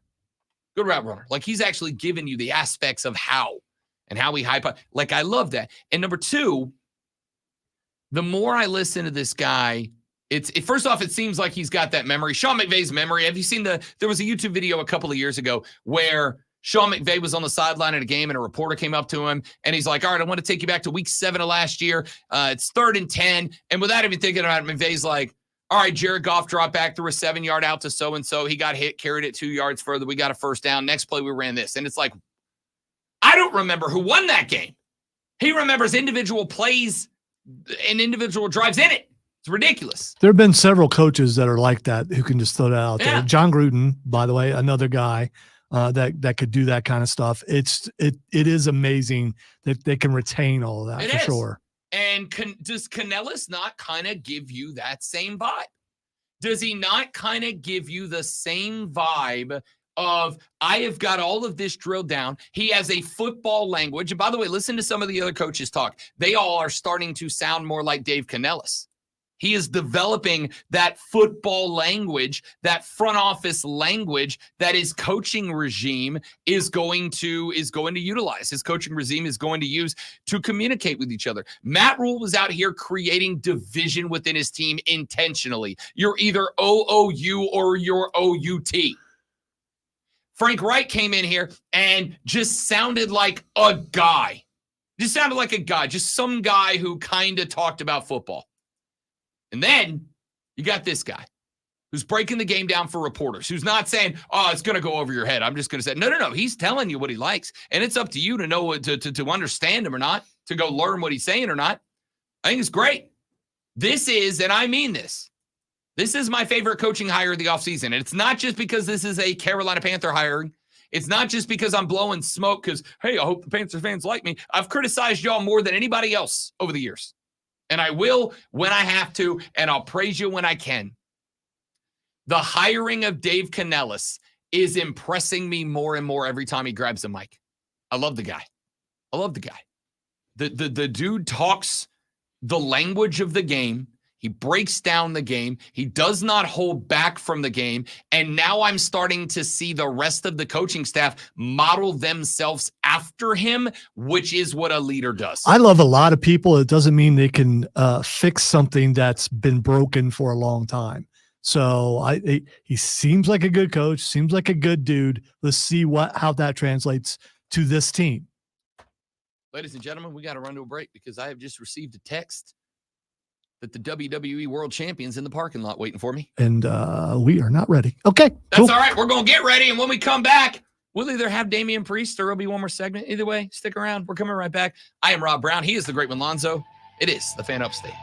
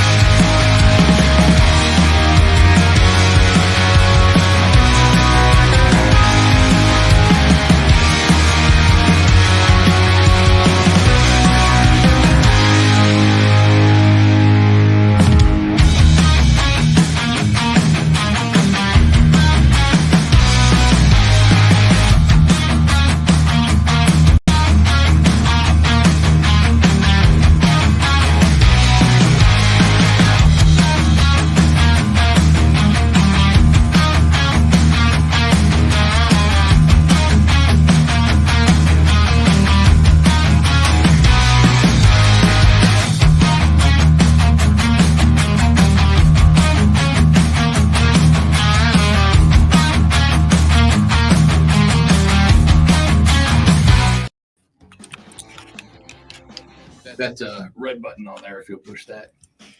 Beautiful. Welcome back, ladies and gentlemen. The Rob Brown Show is on your radio. It is the fan of state. Rob Alonso with you on a Monday morning. And, of course, Monday means Monday Night Raw.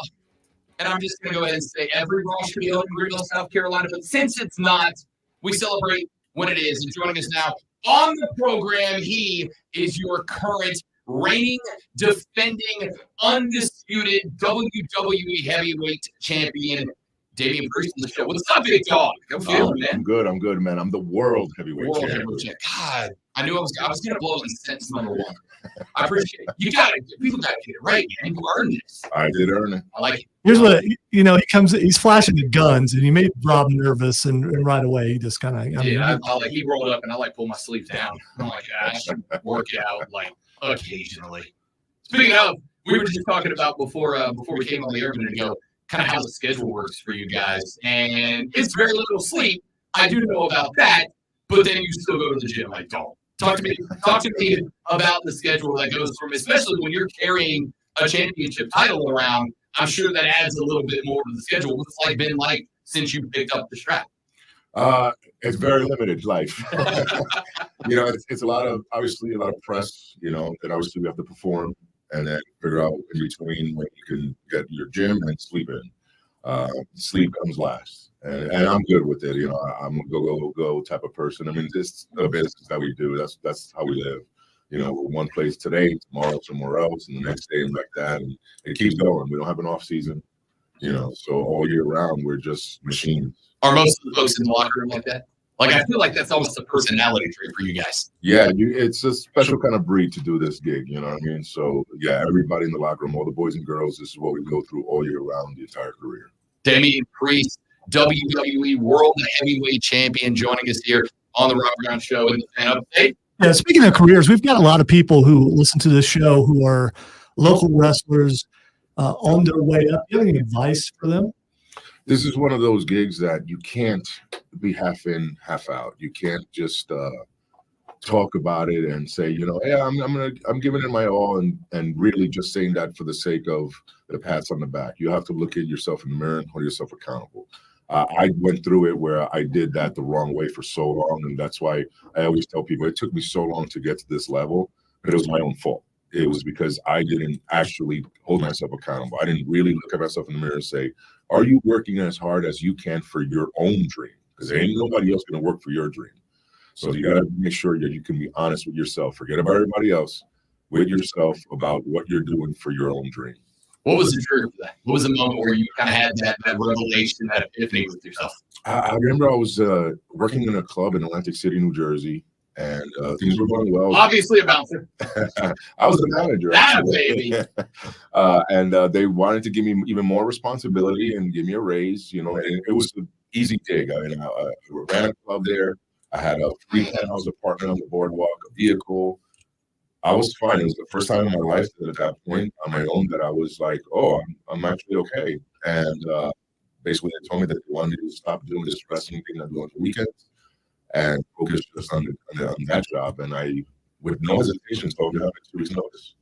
Now, when I did that, I was like, oh no, what did I just do? And then that's when I was like, well, if I'm going to do this, then I really got to do it the right way and go seriously all in, no excuses at this. And yeah, luckily it paid off. So you went from the Indies to NXT to now being on the main roster. A crowd size moves up, up, and up. What's that like, the transition from NXT to WrestleMania? Man, yeah, when I started in the Indies, I mean, I performed in front of like 5 people for a hot dog and a handshake. You know what I mean?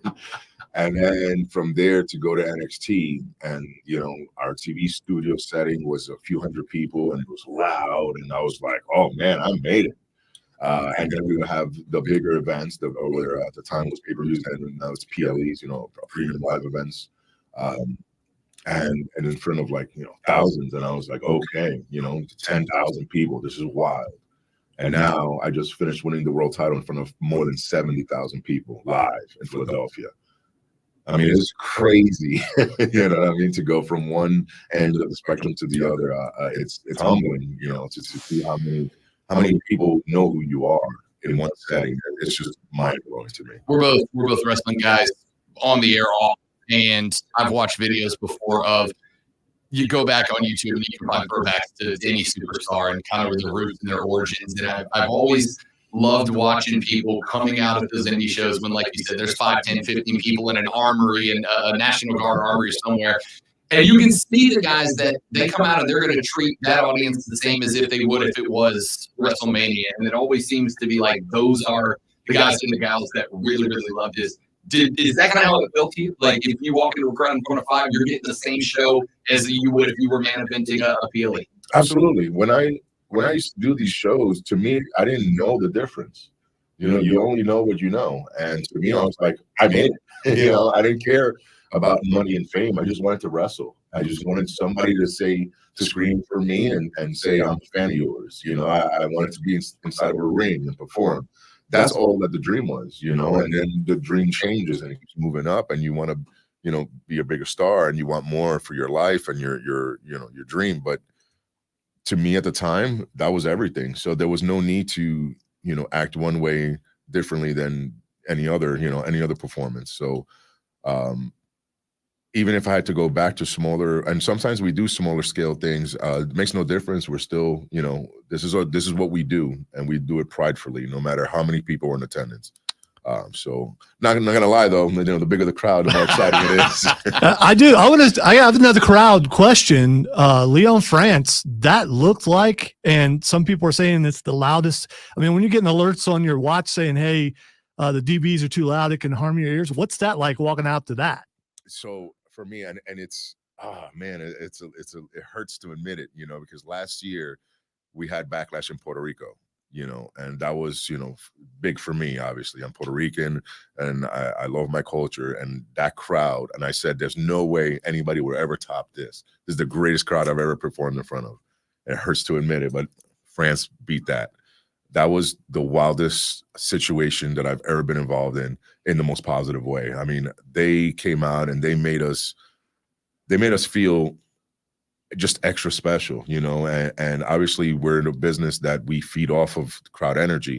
So to us, that was everything. And I can't thank Lyon France enough for helping us do our job. How does a night like that impact the performance? Because, well, I mean, one of my favorite things forever is when guys break, or you can tell there's just this moment where they're kind of having to continue to play this role because there's something that wasn't expected to happen. When you have a crowd that is that alive, that is that hot, that is singing, that is dancing, that is pulling up the phones and all that, as a performer, how do you make sure that you're still in your zone to put on the best show and not kind of get caught up in that emotion? Or do you kind of let yourself get caught up a little bit? You got to get caught up. This is a live performance. And, you know, it's been said before that in our business, we feed off the crowd. And I think people just assume that we just say that, but it's real. Like that electricity in that air, I mean, it really amped us up. It gives me more energy and just my adrenaline goes nuts. And that's for all of us. And I know there's multiple moments, like for instance, in my match that I would just roar and I'd go with the crowd and I'd feel it. And I probably hit Jay extra hard because of it. I'm from Pensacola, where Jay is from. I actually got a chance to cover him when him and his brother were both really getting started. And you hit him, I want to say with a lariat halfway through. And I was like, oh, my guy. So it was coming across, I guess is what I'm saying. Oh, yeah. He was like, do I owe you money? I get hyped. Damian Priest, WWE World Heavyweight Champion, joining us here on the Rob Brown Show in the Fan Upstate. Monday Night Raw tonight at the Bon Secours Wellness Arena in downtown Greenville, South Carolina. Looking very much forward to that show. All right, so I don't know how much commentary you guys can hear or if people tell you about it later, but Michael Cole last week said that JD McDonough looked like a Funko Pop. Does that sort of thing bother him, and will there be retaliation? So, look, we have thick skin. Like, in this modern age of social media and everything, that everybody can say whatever from, you know, their cell phone. You know, we have to take insults with a grain of salt. Like, we don't really take them that seriously. So JD doesn't, you know, overly let things affect him, but he's still human, right? So I can't imagine he's just gonna sit quietly on the side and let Michael have his way with words, when it pertains to him and the size of his head. But so Michael Cole WrestleMania match 2. Yeah, well, or there's a guy sitting next to Michael Cole. Maybe JD takes it out on him. You never know. McAfee can take a punch. Yeah, he's proven he can. He's got some wins in the WWE universe. So, but JD's got the Judgment Day. Yes, he does. Yes, he does. I want to talk a little bit about the Judgment Day because you guys it has been such an interesting ride that you guys went on, because for a while it felt like it was you and Finn and a great tag team, only team to hold both the Raw and SmackDown titles twice, if I recall correctly. And then you start adding Dom, and here comes Rhea Ripley, and now JD. And for a brief moment, you let friend of the show R-Truth in, and we're going to have to hold you to the fire about that here in just a couple of minutes. We'll circle back around, Damian. But talk to me about the rise of the Judgment Day, because you guys went from a great tag team faction to the most dominant faction on either show, and have been for a while now. How did that organize, and how do you guys handle the weight of being asked to carry as much as you carry on these shows? For us, it was a group of individuals that we knew we could perform on a high level. We knew we could carry the program. It was just a matter of getting those opportunities. So we got together and we said, well, maybe we could help each other. We all push each other. We all help each other and support each other in this ride. I think it's worked. A little bit. So to see the company now lean on us for stuff, and we have no issue with it. And I think we're setting an example for others of like, look, if we can do it, why can't the rest of you? You know what I mean? That's like our thing right now is we were weird, then you good enough, but you weren't supposed to. And somehow we just broke down that wall, and here we are. I think it's also been interesting because whether it's on screen or, the YouTube interviews when you guys are doing cons and events and stuff like that, it comes across as genuine friendship as well as friendship on screen, up to and including, you told a story that I saw yesterday of Rhea Ripley's favorite nickname that some fans have given you. Yeah, whatever. You're really going to do that? I am. Wow. I just wanted to see if he was going to acknowledge it or not. Oh, okay. I mean, it's there. Yeah. It's whatever. I mean, like if fans want to have fun with stuff on social media, it's by all means, go ahead. I mean, if they're talking about me and at least it's in a playful, harmless way. Sure. I mean, I don't care. Doesn't affect me. Rhea making it a thing though. I mean, that's it's supposed to be my homie. Like, I'm like, what are you doing? That's I immediately called her. I'm like, what's wrong with you? And that was your reaction right now. That was hers too. I had no doubt. I have no doubt. All right, so we're live on Facebook, YouTube, Twitch, and X, and I'm noticing the jewelry on the. Can you throw up that fist with those rings? Those things are. How does one come about buying some of those rings? Usually with some of my jewelry, I go to, like, let's say Daytona Bike Week, and then I'll go into like the leather shops, and they usually have jewelry and just different accessories. So I always go to stuff like that to find like odd stuff, like not just, I wouldn't just walk into a jewelry store and just, pick something out. I like the odd, the weird, the dark skulls and whatnot. So it takes special areas or special shops that you could find randomly in the middle of a city that specialize just in that weird stuff. How did you get to where? Because, I mean, obviously that kind of transitions into what we see on the television screen on Monday Night Raw. How nice is it to have the opportunity to make sure that this character is a reflection of your personality, your style, who you are as well? Oh, it's great. I think for a long time, I was pretending to be a version of myself that I thought people wanted me to be. Clearly, it wasn't fully working. And it got me here. It got me through the door, but it didn't translate the same on a success level within the confines of WWE. And I think the moment that I figured out how to be myself and just turn up the volume, that's when I really started finding that success, especially that's one of the things with the Judgment Day, where it's just feel comfortable in who you are. Like we like you the way you are. Just do that out there. And the moment I started doing that, that was a game changer for me. He is the WWE World Heavyweight Champion. Damian Priest here in studio on the Rob Brown Show and the Fan Upstate. We got to take a quick break, hang out for a few more minutes. Yes, sir. We will take our quick break. We will come back and have a little bit more discussion as we get set up for tonight's Monday Night Raw at the Greenville Bon Secours Wellness Arena this evening, 7 p.m. Tickets are still available, a few. Yes, they are. Yeah. Ticketmaster, they start at $20. There it is. So go grab your tickets. I'll be there. I don't care if I got to get up at 3 a.m. I'm not missing a live show. I'm better than that. Back with Damian Priest after this on the Rob Brown Show in the Fan Upstate. New life. Okay.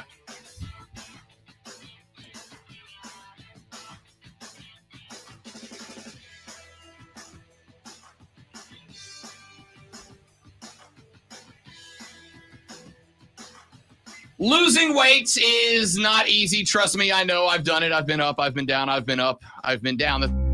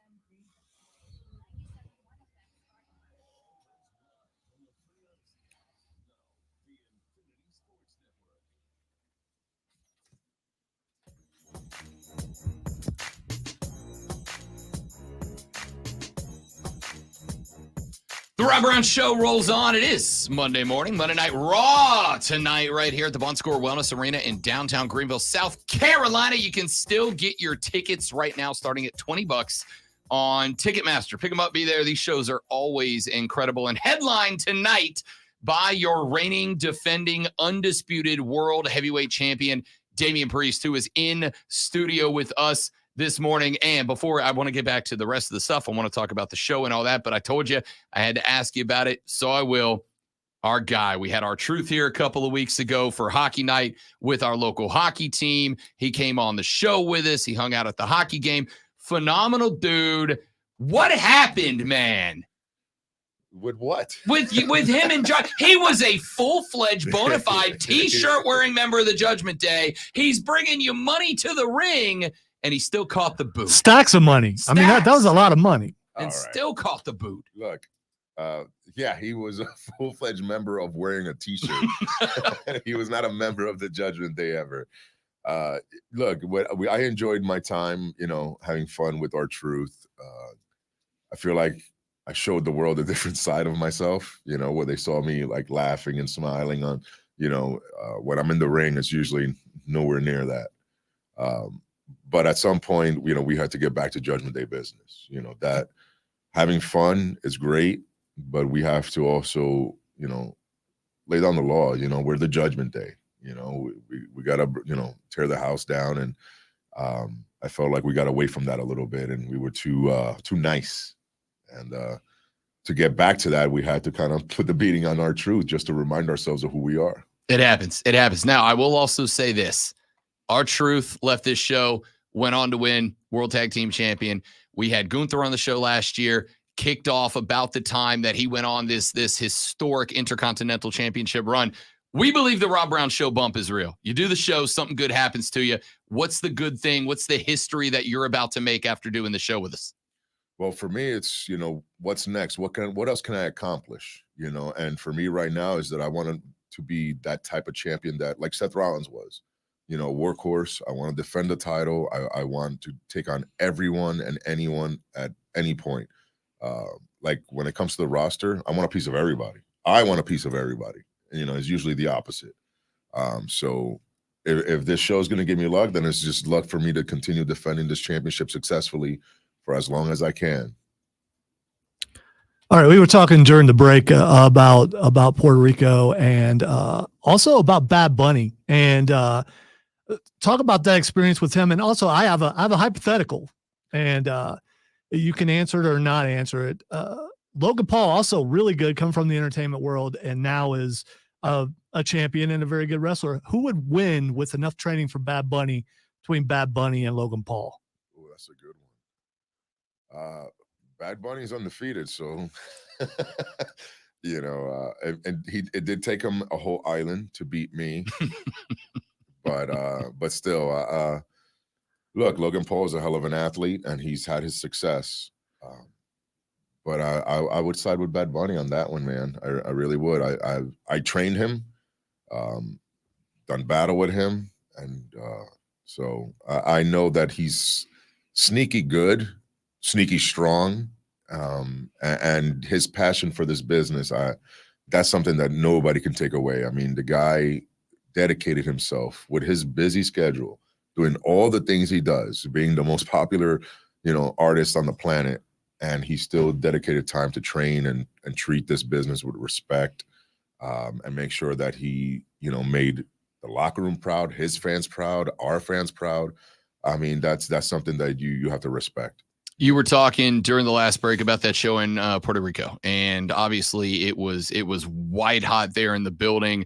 We got the reemergence of Carlito back, and now he's working into the Judgment Day business and stuff. But as someone from Puerto Rico, as a Puerto Rican, how big was it to get to represent that brand and put on that show alongside other stars from that nation in front of a home crowd?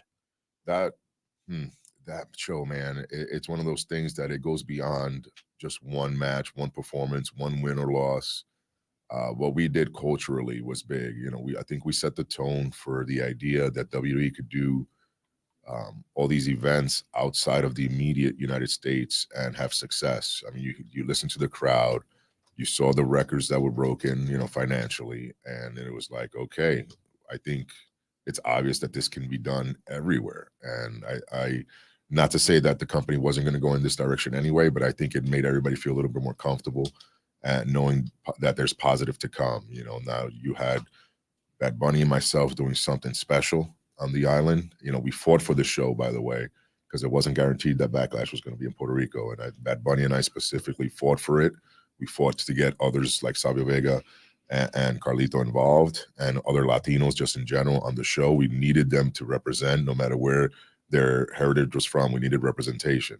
And I think, again, that set the table for things like Rhea Ripley headlining, Perth, and that show revolving around her. We got, obviously, Berlin coming up, and that's going to be Gunther's, domain. We got Scotland with Clash at the Castle. That's going to be Drew McIntyre's domain. And I think it's pretty cool that we're just going to all these different places internationally and having somebody to represent them, and that shows the expansion of the company, individuals and our fan base just growing, and people learning from each other and learning from other cultures when they see us. Like, I can only imagine how many fans are questioning and learning about France right now.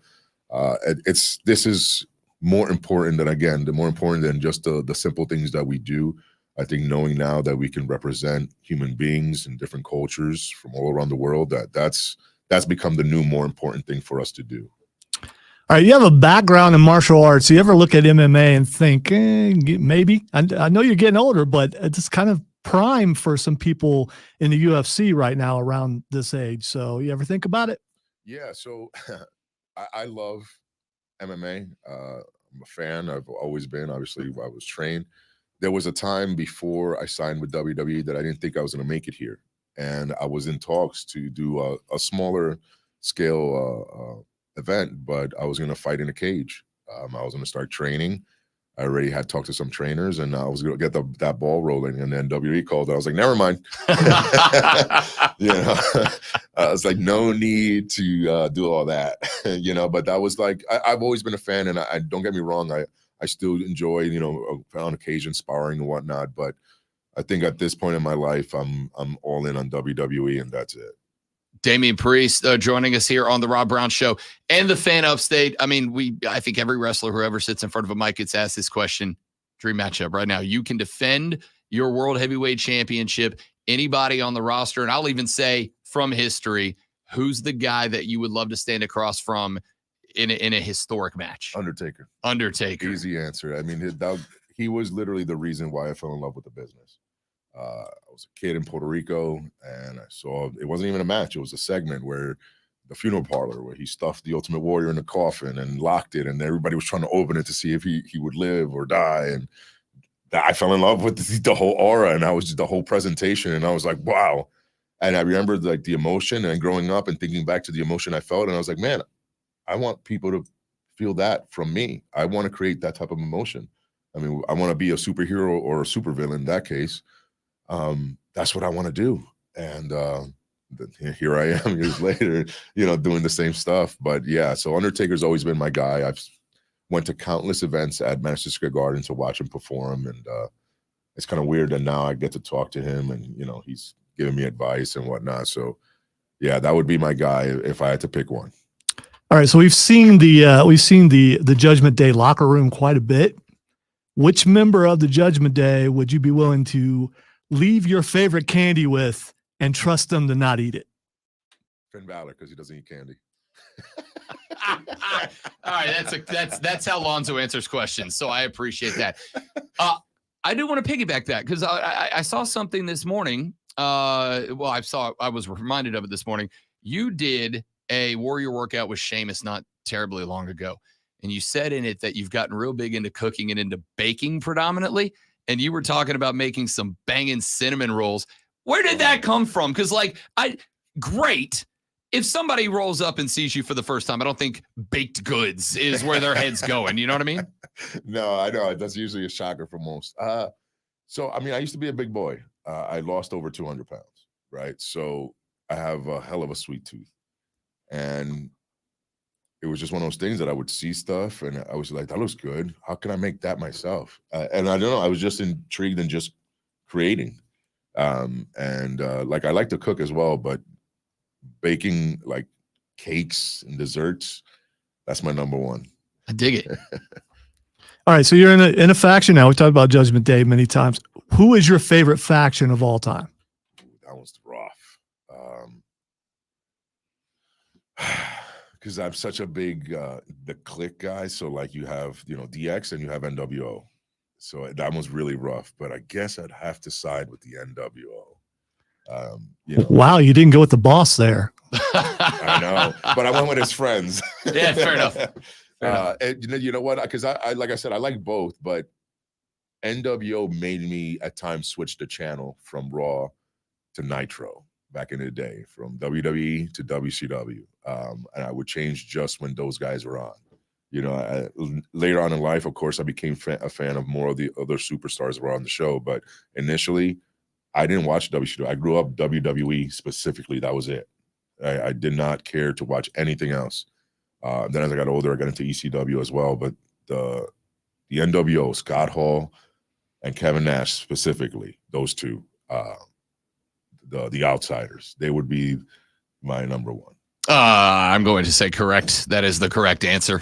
Damian Priest, WWE World Heavyweight Championship. Got a few more minutes here on the Rob Brown Show and the Fan Upstate. You just brought up a couple of words in that last answer.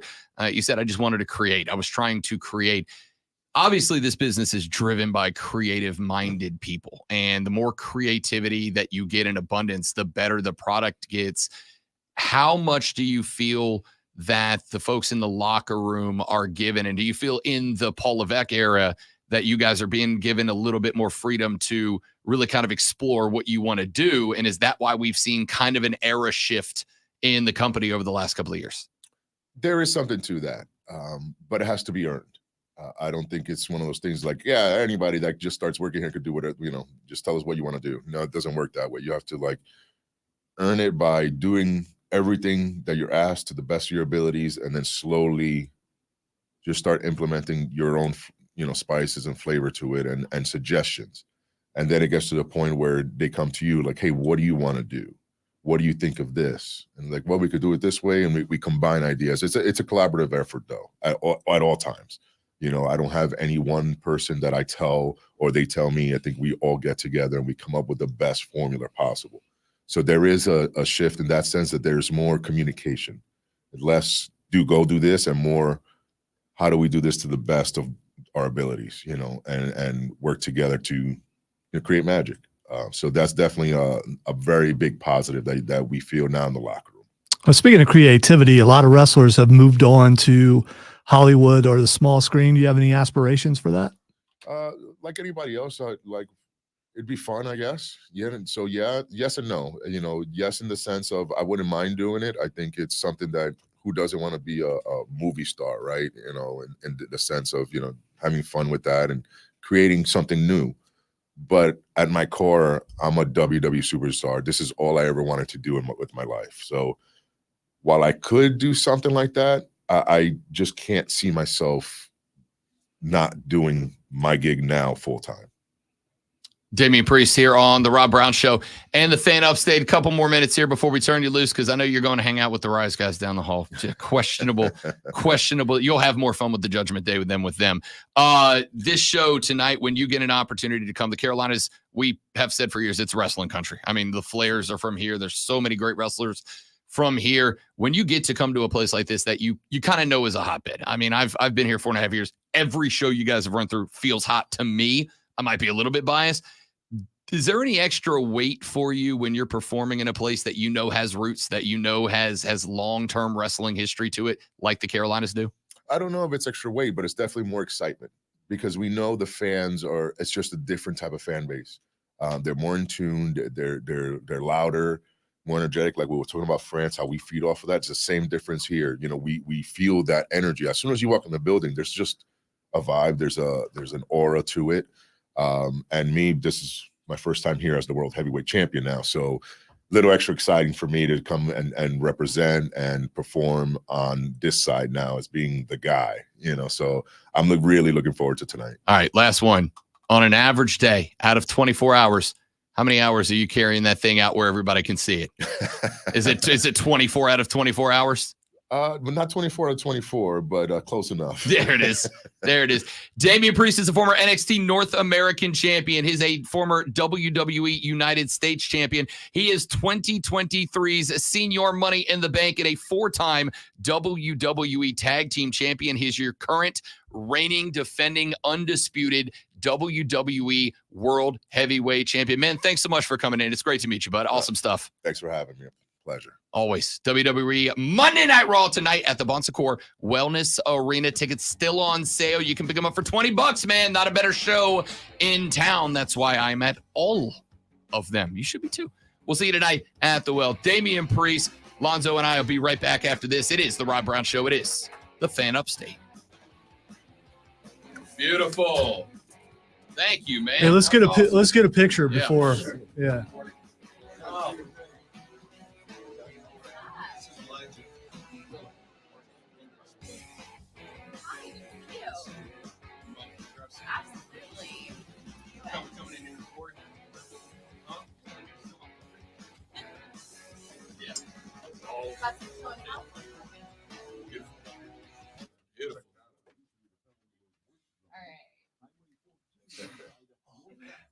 Yeah, just Feeling pick whatever you short need. is so weird.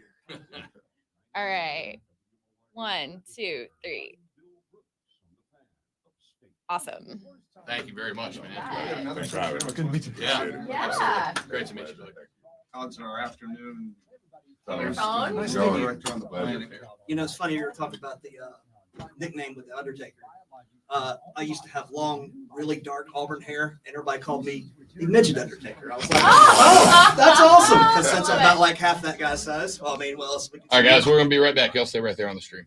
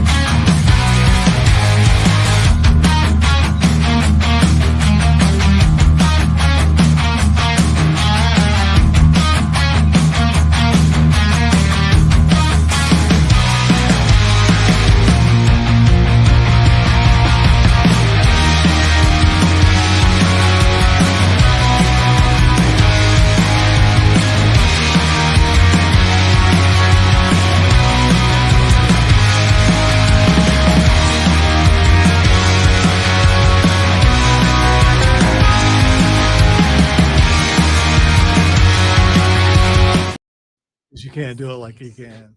Guys, I have to change my voice. I have to talk like this now. No, you don't. Sorry. That's just the way it is. But I have to talk like this forever now. Or else I'm never going to make it anywhere in my life.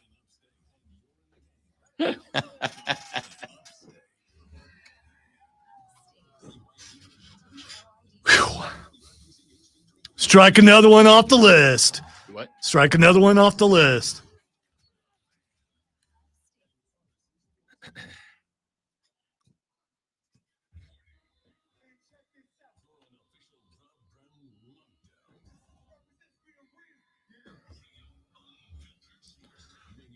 Locally for the Carolinas. This is the Rob Brown Show.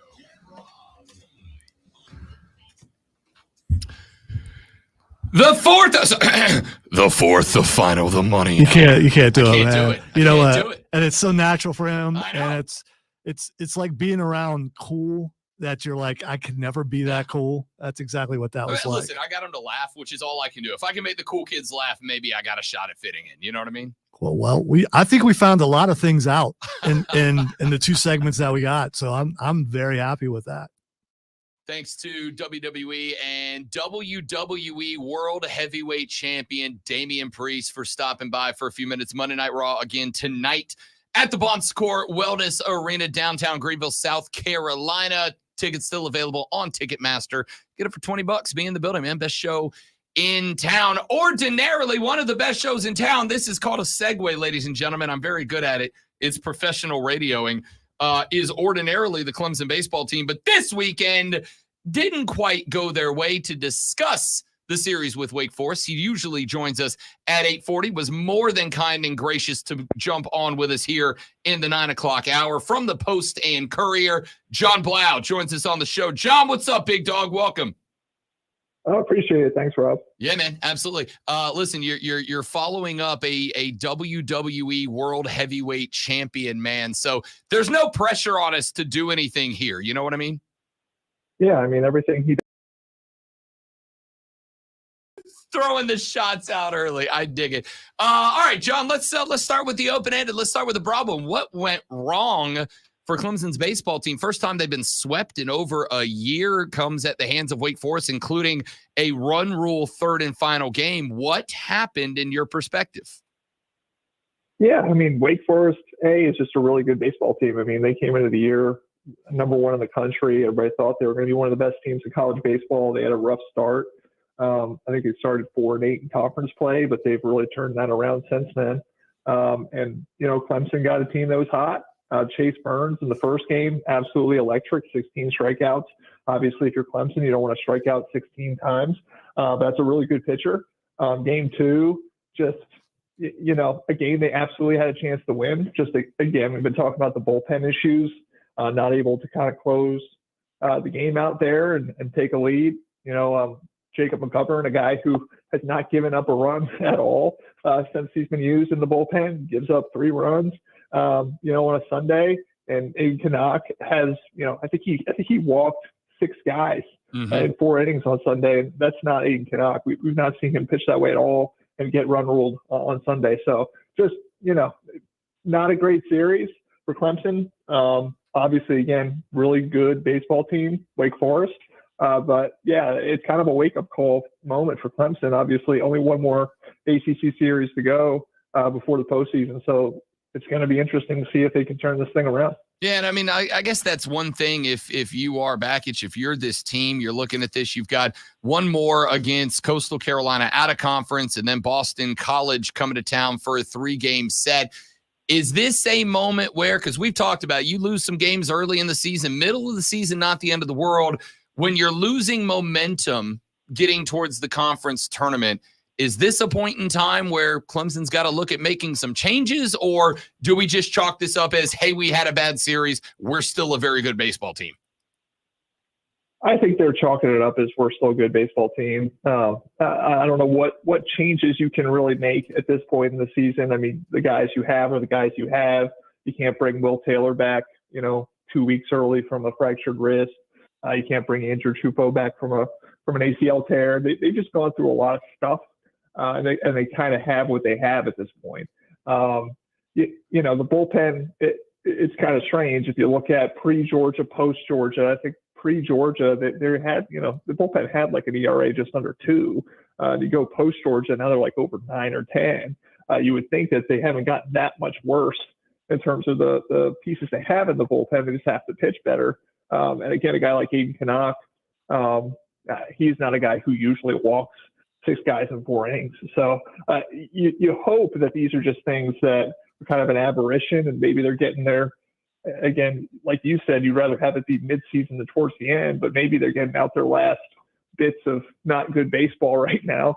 It can kind of, clean up and kind of revert back to what they've been. Or I guess the one concerning thing is maybe that this is just a team that maybe to a certain extent overachieved early, overachieved with some of these injuries and some of these issues they've had. And they're kind of coming down to earth a little bit. But again, that's why the Boston College series, Coastal Carolina, even midweek is good. Midweek game are going to be challenges where you kind of see how they pick up and they can kind of get back to what they used to be.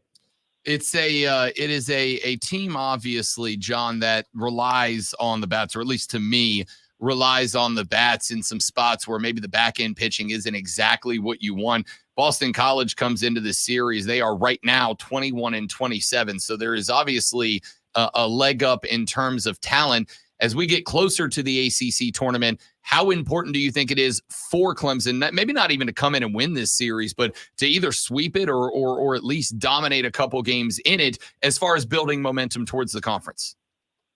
Yeah, I mean, obviously the ideal scenario is you sweep it. Again, as a team that's below 500 and a team that you clearly should be better than, to kind of come out and make a statement like that, I think would kind of alleviate some worries. At the end of the day, though, it is baseball. I mean, you can always have a game that kind of just not break your way. And so I don't know if you can expect a sweep, but I think the thing that would probably ease a lot of Clemson fans right now would be a sweep. Any loss would kind of continue to, create concern, raise, the volume of the alarm bells that are going off right now. But, obviously Clemson can't be concerned about that. They just have to kind of, stay inside out right now, try to, calm things down on their own and see what they can do. But yeah, obviously I think winning as many games, if not all of the games that you can against Boston College last series at home, would be a little bit of a pick-me-up going into the ACC tournament. John Blau covers Clemson athletics for the Post and Courier. I want to flip it, John, over to basketball for just a moment from right now, because we have talked about the loss of PJ Walker. We've talked about the loss of Godfrey, but here's Brad Brownell out here absolutely working the transfer portal right now, man. Yeah, got Christian Reeves from Duke. They needed another big man. Obviously, they brought in one, Victor Lockton from Cincinnati, but they needed another one because, like you said, PJ Hall out the door, Boss Leita out the door. And so Christian Reeves wasn't the most highly touted recruit to ever go to Duke. I think you look at his recruiting profile, I think he was, inside the 150 as a recruit, a three-star. I think he was getting offers from, programs like South Carolina, Georgia Tech, and eventually Duke jumped in. But if Duke jumps in, it's because they see something in a guy. I think he can be valuable. And anybody who's 7'1" obviously provides a lot of value. And the good thing is he's really a redshirt freshman. I think he'll be a redshirt sophomore because he had a couple of injury-plagued years at Duke and, didn't produce a whole lot. The expectations shouldn't be overly high. I mean, I think it was 1.5 per game in points and in rebounds, so 1.5 rebounds per game as well. So not a guy who's like star-studded Duke recruit, but to be able to get a guy like that and pair that with Victor Locke and potentially give him some time to develop, that really does help ease the concerns in the front court and gives you a little bit of a future potentially there with a guy who's got a lot of height and got a lot of talent too. It is interesting to me, John, because it's not just that Brad Brownell is clearly happy to and successful in working the portal, but just about every guy he's brought in, they all feel to be transfers in that meet a need, right? Like it's not just grab some names out of there to fill a roster out. It does seem like Brad Brownell is doing a good job at navigating the portal to end up filling in roster gaps, as opposed to some schools who are really just trying to get the best talent they can and will figure out what the system looks like later. Yeah, like a guy like Jaden Zachary, who they got from Boston College. Obviously you lose Joe Girard. You lost a lot of shooting. You're bringing Jaden Zachary. He's a guy who's a 40% shooter from three, but also a little bit more of a two-way guard. Could play on the defensive end probably a little bit better than Joe Girard could. So you kind of solidify that alongside Chase Hunter, you think's coming back for a sixth season at point guard. And then to bring in again, like we were talking about Lockton and Reeves, that is a good, a couple of 6'10" guys, which they wouldn't have had anybody over 6'8", 6'9" on the roster without bringing these guys in. So, 7-footers aren't exactly growing on trees either. So to be able to get those solidify that was really important. And I think they got one roster spot left now at this point. And I think I've been seeing news that Illinois State's Miles Foster is visiting Clemson this week. And that's a guy who's 6'7", senior forward, averaged 12.5 points a game last year, 8 rebounds. And that's a guy who can help maybe potentially fill that void that RJ Godfrey left in terms of a power forward guy, swing forward maybe. They can kind of come off the bench and give you a little bit of energy and rebounding. So, yeah, they've been able to pinpoint what they need, get what they need thus far. And, again, only one more spot to fill. So Brad Brownell's kind of gotten done what he needed to get done. It is kind of in stark contrast to the flip side, which is the football program, who, if I read correctly the other day, John Blau, the only Power 4 team that did not have a transfer portal pickup throughout this window. Obviously, we've got a lot of Clemson fans that are going, oh, Dabo's got to get with the times. There are a lot of Clemson fans who are saying this is about building culture. This is about building our brand. This is about building the community within the football team. Do you have a side that you come out on, or is this just kind of, hey, you got to let Dabo run the football program? They've been very good for a long time. Yeah, I mean, I kind of understand what he's doing in terms of he believes that he's losing backups, and so I don't have a starting spot, an obvious starting spot that I can give to one of these guys, and I would be recruiting over one of my guys to give that spot away. At the same time, I mean, if you keep losing, every fall plus spring, a dozen guys, and you're always bringing in younger guys, you're not bringing in any older guys via the transfer portal, you're always going to be a little too young potentially, where you're playing against these teams that fill all their gaps with seniors, or make younger guys wait to be able to play, and they still think they can get the recruits and not lose them. It's a really, really hard balance in terms of I think he thinks that it gives him a tremendous advantage in terms of the high school recruiting, be able to offer those guys opportunities, and those are his guys and they'll grow through the years. It's just timing it up in terms of having enough talent plus experience to be able to win against some of these teams that have, talent plus, a lot of experience, just because they're bringing in all these seniors and juniors and guys who are just more physically mature. So it's an interesting balancing act. I think I understand why he's doing it. Whether it will be successful is to be determined. And, if they're not successful and it's because they're so young every year, I get why people want to see Dabo switch up there. John Blau covers Clemson athletics for the Post and Courier. He joins us every Monday ordinarily at 8:40, kind enough to jump into the 9 o'clock slot for us today, which we very much appreciate. John, thank you, man. We will talk to you next week, bud. Sounds good. Thanks, Rob. You got it. John Blau from the Post and Courier here on the Rob Brown Show and the Fan Upstate. And you heard we talked about it a little bit earlier. I guess a little bit later last week. Clemson, the only, as I read it the other day, the only Power 4 team that did not bring a transfer into the football program. And I've been kind of keeping up with the response on social media from Clemson fans about this. And it seems great one. It kind of seems about 50-50. And I will say a lot of it is, and going back to this, it kind of feels a little split by demo. It feels like the older Clemson, when I say older, I mean my age. I'm not talking about like older. I'm saying older than the teenage kids, the college kids. The older fans that have bought into this concept of Dabo builds a culture on campus that is unlike anywhere else's, they all seem to be on board with, we're going to recruit our guys. And if a guy wants to leave, then he wasn't our guy in the first place. And then there seems to be the slightly younger fan base out there that is all about catching up with the times and not getting left behind. And frankly, is concerned about getting left behind. Now, I will say this. Over the weekend, CBS Sports put out their preseason top 25 of the ACC, and Clemson is the top team in the ACC, according to CBS Sports. In the preseason selection from CBS, they've got Clemson at number 14. They've got Florida State all the way back at number 20, and everybody else in the ACC stacked up after that. So if there is concern about the possibility of Clemson being left behind as other schools are getting better via the portal, and Clemson's the only team that did not bring a guy in, this might be the year that debate comes to a head. This might be the year that discussion picks up some steam. All right. Well, some could say that it's already a problem because Clemson hasn't been able to do what they've been able to do in the last couple of years. And maybe those losses are attributed to players that they could have brought in that would have made those losses wins. Certainly an argument.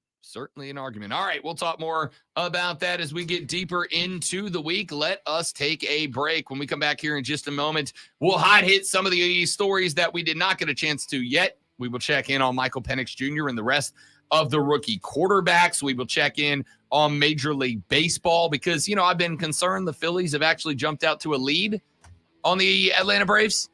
Turns out there's a reason for that. And it kind of settled my nerves a little. Tell you what it is when we come back on the Rob Brown Show on the Fan Upstate. Nothing like reading a weight loss read in front of a superhuman athlete, Who just pointed out that he lost a bunch of weight. So, I mean. I saw him nod when I said it. He was like, okay. You don't get the 14 abs that Finn Balor has by eating candy. All right, hit in the head, guys.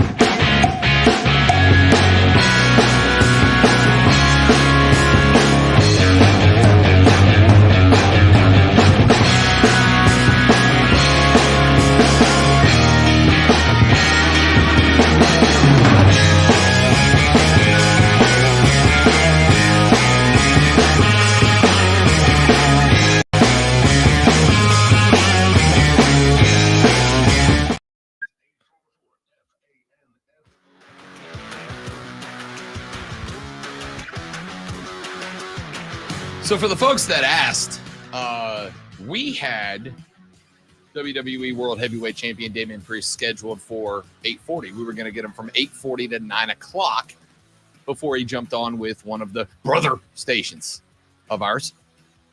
I got a text from Stephanie. Stephanie's great. Stephanie is the young lady that she is their regional marketing director. It's the first time she sat across from me so I could actually see her reactions. Yeah, she's cool. She's usually like sitting behind me where you can see. Yeah. Stephanie's great. Stephanie, every time they come to town, Stephanie, who do you like? Can we get you hooked up? We want an interview. Obviously, yes.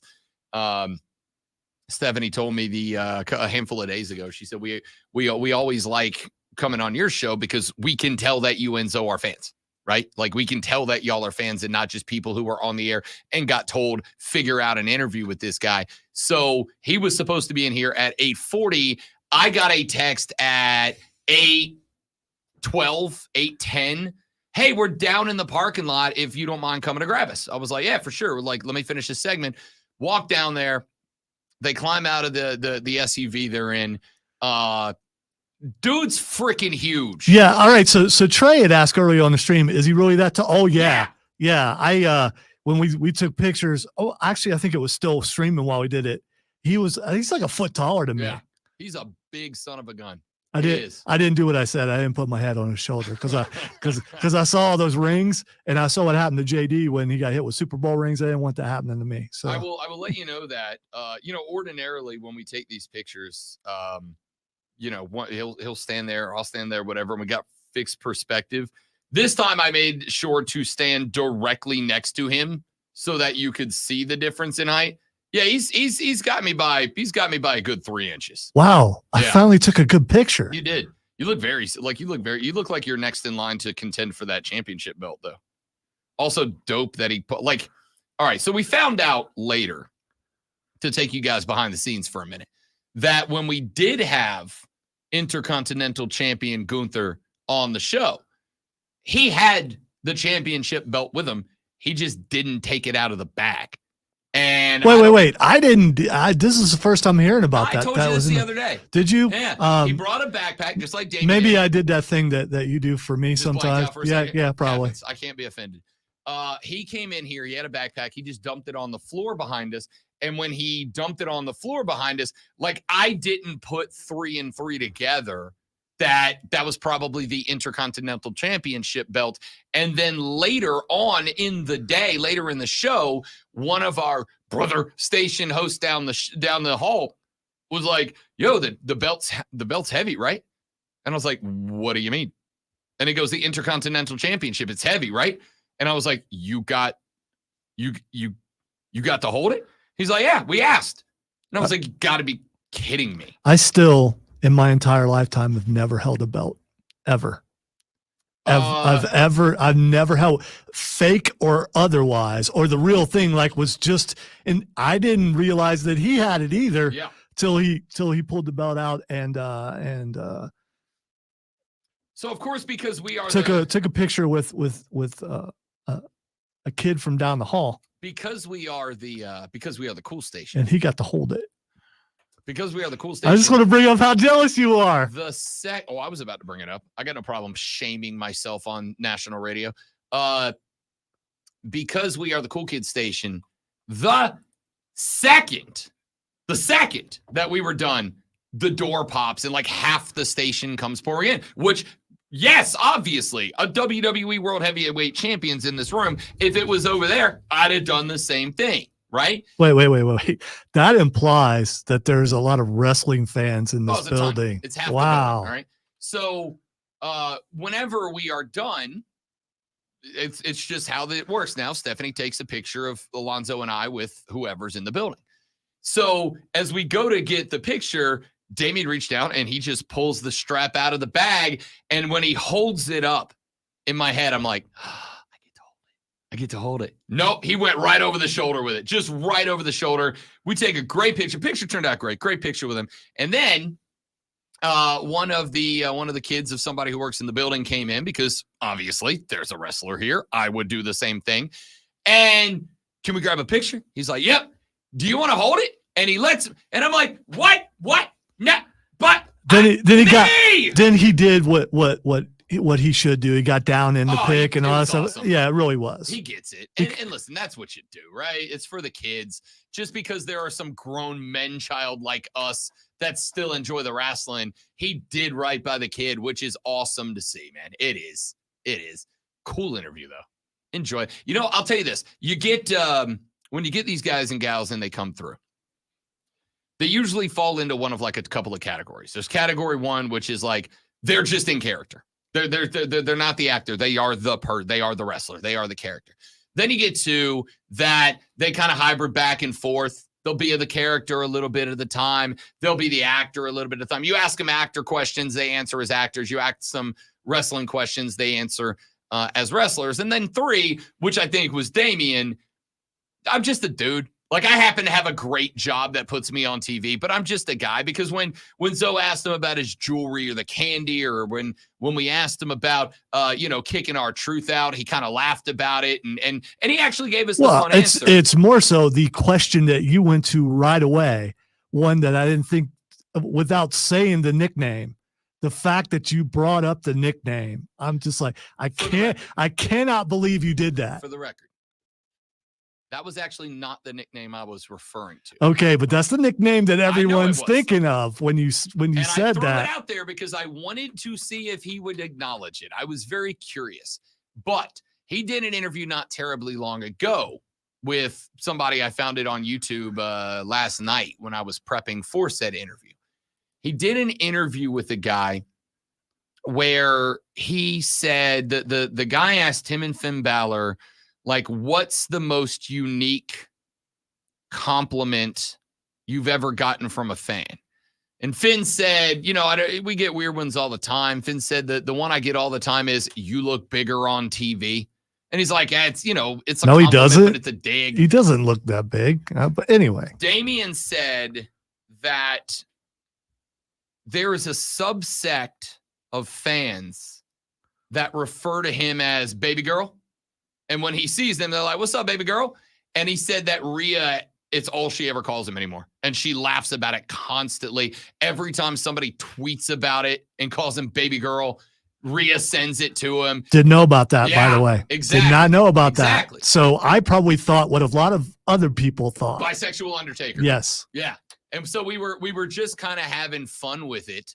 And I wanted to see, because he did get asked about that. And he's like, I don't know what that means. I don't know why they're calling me that. He's like, I get why they call me a new age Undertaker because of the whole death and skulls gimmick or whatever. He goes, but I don't know why they call me that. So when I heard that there was the second name, which is Baby Girl for some reason, and that Rhea loses her mind over it, I was like, I'm going to kick this down onto his end of the field and just see what he does with it. Well done. Yeah. Well done. Just see He's still in the building. He could still come over and introduce himself with his jewelry. Kicked open. That dude is big. No, those rings were and this is I've learned a new thing that will help me from now on. If I get nervous for an interview, I couldn't see his face because my screens are in the way. So I'm basically looking at the screen like what we do when we do a StreamYard interview. But all I could see was him doing the thing with your fingers, where you can if you had a coin, you can make it dance on your knuckles, that thing. And I kept seeing those rings. I was like, whoa. And then he had a wrist thing that was, they look wicked. Yeah, the only difference between him in person and him on TV is pleather. That's pretty much it. But no, stellar dude, man. It was awesome. Probably the most laid back interview we've had so Easily. far. And so that's kind of where I was going before, is because when we've had other wrestlers in, regardless of whether they're in kayfabe or they're just the actor and doing an actor interview, it's the same as if you interview Tom Cruise for a movie, right? Like, you're interviewing Tom Cruise, the actor, about Tom Cruise, the character. And usually that, I would say more often than not, that's what we get, especially with the WWE guys. He was, of all of the interviews that I mean, I'll say I have done dating back to my old shows, but certainly that Lonzo and I have done, that dude sat in that chair, he leaned back in that chair, and he was just totally chill the whole time. It was great. And I also am so glad he wasn't using the chair you're sitting in. Why? Because if he leaned back, oh yeah, it would. Yeah, but I got it now. yeah, I would have been concerned. Dude, he was great. Phenomenal. Appreciate Stephanie. Appreciate WWE and appreciate Damian Priest for coming by and spending a little while with us, man. That was awesome. I also, listen, I have been bagged on before because I've hit the age where I garden and I've hit the age where I bake and I've hit the age where I do that kind of stuff. And it's like, oh, Rob, you don't got it no more. The fact that the WWE World Heavyweight Champion's favorite thing is baking baked goods, bro, I'm still cool. I still got it. I'm still him. Still got it. Is that what you're doing? Yep. With that? Yeah. Yep. Okay. All right. In case anybody wants to judge me for my baking ability, just know you're also making a run at the WWE World Heavyweight Champion.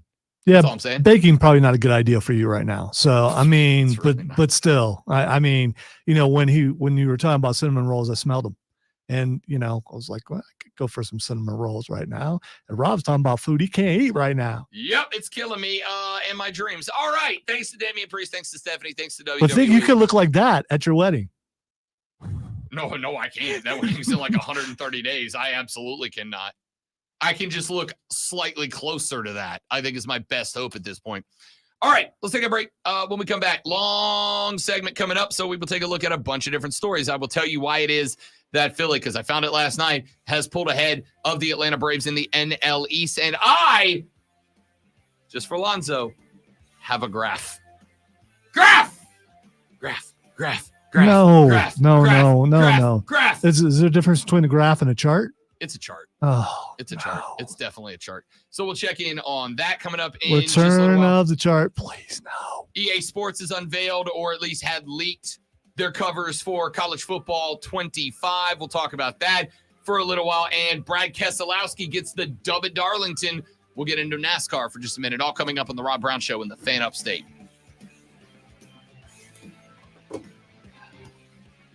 Why is my camera blurry again? Because you're not Damian Priest. Camera loves Damian Priest. Camera loves Damian Priest. All right, guys, give me 45 seconds. Be right back.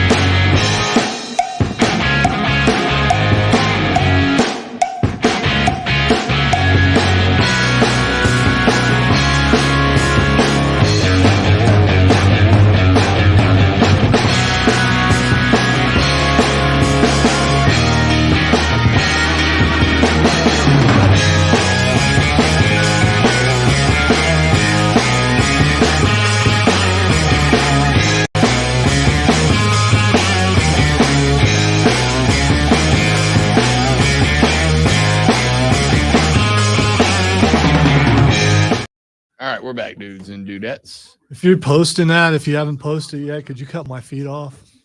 I guess it's okay to leave it there, you know. Can you cut I my contemplated feet off? whether I should wear shoes or not, and you know what? Screw it. It's radio. Never mind. They're just really pale.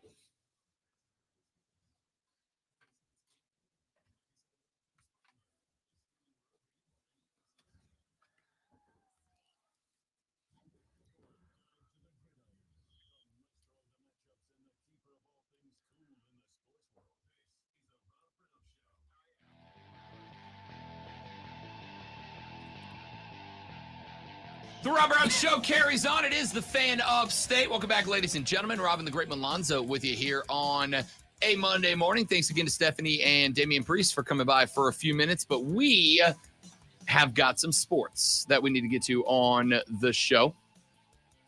I will start with this. I have talked at length over the past couple of weeks about my concern over the Braves' positioning in the National League East. They got walked off by the New York Mets last night, but they did take 2 out of the 3 against the Mets. They do have a midweek series coming up this week against a very good Chicago Cubs team. A Cubs team that, by the way, has 24 wins, same as the Bravos. A Cubs team that is only a half game back of the Milwaukee Brewers, despite the fact that the Brewers went on, what was it, an 11-game win streak early in the season? Pretty solid Cubs team, and now the Braves got to host them for a couple at the Battery. But you will remember last week that I had great concern. I had great concern because the Philadelphia Phillies are atop the division. I have great concern because the Philadelphia Phillies were atop the division and playing some of the best baseball in the regular season that I have seen a Phillies team play in like a very long time. And it was a little concerning, if we're being honest. I'm like, uh-oh. The Braves' bats are kind of asleep. They're 5-5 in the last 10. Had a little struggle getting swept by the LA Dodgers. I got real concerned about that to the point that last week I, for the first time this season, pushed the panic button on the Atlanta Braves. I said, uh-oh. Philly is good. Atlanta is struggling, and the bats aren't waking up. We are now 37 games deep in the season. You got to have them in a routine by now, right? Then last night, after the Braves got walked off by Brendan Nimmo and the New York Mets, the Nets, that's a different team. They get walked off by the Nets. They got real problems. Walked off by the Mets in the bottom of the ninth, the 2-run shot to give the Mets the win. I also saw that the Phillies got walked off, and I'm like, I need to go check something here. So I did. I went and I looked at the records, at the strength of schedule of the games played so far by Atlanta and by Philadelphia. There are 30 teams in Major League Baseball, ladies and gentlemen, and ranked 30th in opposition strength of schedule is the Philadelphia Phillies. They have played a strength of schedule that checks out at .452. That is by a significant margin the easiest schedule in baseball thus far. The opposing win percentage is at 45.2%. To put that in perspective, the Astros have played the most difficult schedule in baseball so far with a win-loss record of 52.4%. The Atlanta Braves fall just slightly below the middle with a win percentage opponent strength of schedule of 4.92.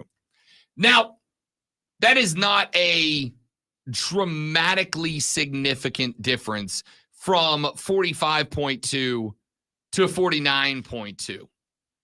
But in baseball, with a sample size that is 30 teams times 37 games, let's say 40 so far, I am really not good at math. That's why, as I've said many times on this show, all my jobs are words jobs. All my jobs are mic jobs. I don't do any jobs that require pen, pencil, or eraser because I am, again, certifiably an idiot. So I like to say things, not math things. But when you were talking about 30 teams and 40 games-ish. It's going to be really hard for me to not pull that. I want you to know what you just said. What, where I said I'm certified an idiot? Yeah, I don't. I say that every day. You don't need the clip. Just be like, Rob, say the thing and I'll say it. The clip was concise. There was pauses on either end. No editing necessary. And you know what? I'm tempted. How about? Again, I call myself an idiot on the reg. No, I won't do it because I idiot's a curse word to me. You just said it. You just cussed on the radio. Yeah. I'm telling Miss Lisa. All right. I should have said it's akin to. It's hurting. It's biting. I guess it's okay to do it to yourself, but I wouldn't do that to you, so I won't pull it. Yeah, I saw. I guess I missed one, and I missed an alarm. You people are not funny. Joey B, specifically you. You're not funny. Okay. Why are people making fun of the way I talk? Why are you coming at him for that? That's your guy, man. He would never. That is my guy, which is why him kicking the legs out from under me is shocking. It's really not. That's what dudes do. See, I'm having a problem because all my stuff keeps moving around, and I know I have a theory as to why my stuff is moving around. All your stuff is I can't find it. I don't know. Two people using this computer, and I think it's affecting it's broke it. My theory is I'm going to have to talk to engineering and sound the. Oh man, I had it perfect, and I just didn't have it up. There we go, Joe. Just for you. There you go, Shane. Man, and people want it, And what am I if not the people's champ?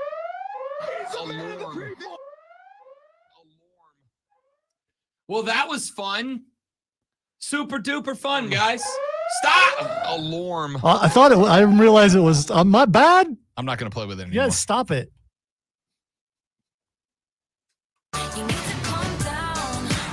The Braves currently sit with the 21st most difficult schedule in Major League Baseball. The Philadelphia Phillies with the least difficult schedule by a relatively significant margin in Major League Baseball. Joey B just said Braves are 10th in MLB and team ERA and are missing their ace. On a totally unrelated but very related note, Trevor Bauer had another great start in Mexico.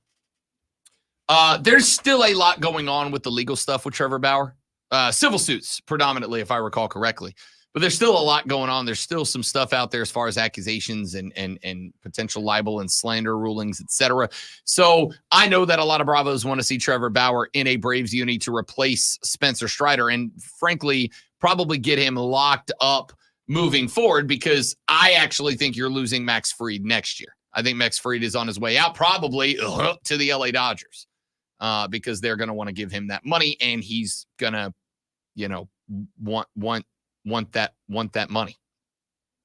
So to lock him up and get him in on a multi-year deal would be fine.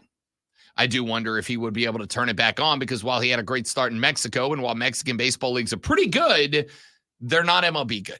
They're not quite to that level. So I think if nothing else, you're going to have to wait. You're going to have to wait until the civil suits and all of the off the field stuff settles down around Trevor Bauer. Of course, Trevor Bauer had his allegations made against him of sexual assault and impropriety. There have been some evidences as of late that have pointed in the direction of perhaps it was not what it was purported to be. So I'm going to say that if all that goes away, if all that gets put down, and if it ends up in a spot where they don't have to worry about that anymore, then yeah, I think the Braves become a very logical destination for Trevor Bauer. You are going to have a lot of people who are going to walk away from that team because it doesn't matter what comes out as far as they are concerned. Trevor Bauer did bad thing. Trevor Bauer can't be signed. I would tell those people you should have a larger problem with Marcell Ozuna than you do Trevor Bauer. But it is what it is. Also, Marcell Ozuna leading Major League Baseball in home runs right now. So there's that. I will say this, as Joey B was pointing out, and as I was just about to point out, clearly, and this is maybe something that can be used to denigrate Atlanta, clearly Atlanta is willing to, let's say at the most positive, work with players who have personality issues. How about we put it at that? Off the field concerns. They're willing to work with them. And Trevor Bauer might fit that mold. We'll see. We'll find out. All right. A couple of other things I wanted to get in here. Yes, I do think the strength of schedule is a big part of the reason the Braves are currently trailing. I do think they will catch Philadelphia sooner rather than later if they start hitting the ball. Las Vegas Aces star Aja Wilson has 2 WNBA MVP awards during her 7-year professional career. Now she has a shoe deal. Wilson and Nike announced the news before the Aces preseason game at South Carolina just a couple of days ago, where she won the 2017 national championship with Gamecocks and head coach Don Staley. The 2-time WNBA champion and 2020 Olympic gold medalist posted a photo of herself wearing a sweatshirt that said, "Of course I have a shoe.com." That web address leads to Nike's official press release for Wilson's shoe. Aja Wilson is going to join Caitlin Clark as 2 of the first female athletes to have an exclusive shoe deal with Nike. The shoe will be called A1, according to ESPN. The shoe and the rest of Wilson's signature collection will launch in 2025. And I will tell you straight up, as we get set for the tip of the WNBA season, including Caitlin Clark's Indiana Fever tomorrow night, I'm not a big shoe guy, all right? I have spent money on the shoes before, and I ruin shoes. I just do too much to justify spending that much on shoes. You got a wall of hats. How do you not have a wall of shoes? Because again, I ruin shoes. I ruin shoes, and I, for whatever reason, can't get behind shoes as decoration. You know what I mean? Like guys who collect sneakers, sneakerheads, their shoes are decorations. I don't get it. And I'm not saying it's bad. I just don't get it. It doesn't make sense to me to try to hang a bunch of shoes up and call it decorations. I do feel that way about hats. Hats can be decorations. Hats don't cost nearly as much as shoes do. Also either. correct. New Spartanburger hat, the South Carolina logo with the HC in the middle. Dope hat, $40. I'm in. I'm buying that. 100%. 100% got to make it to the Berg. All right. What was that? I have one more story I wanted to get to. What was it? Well, you better hurry.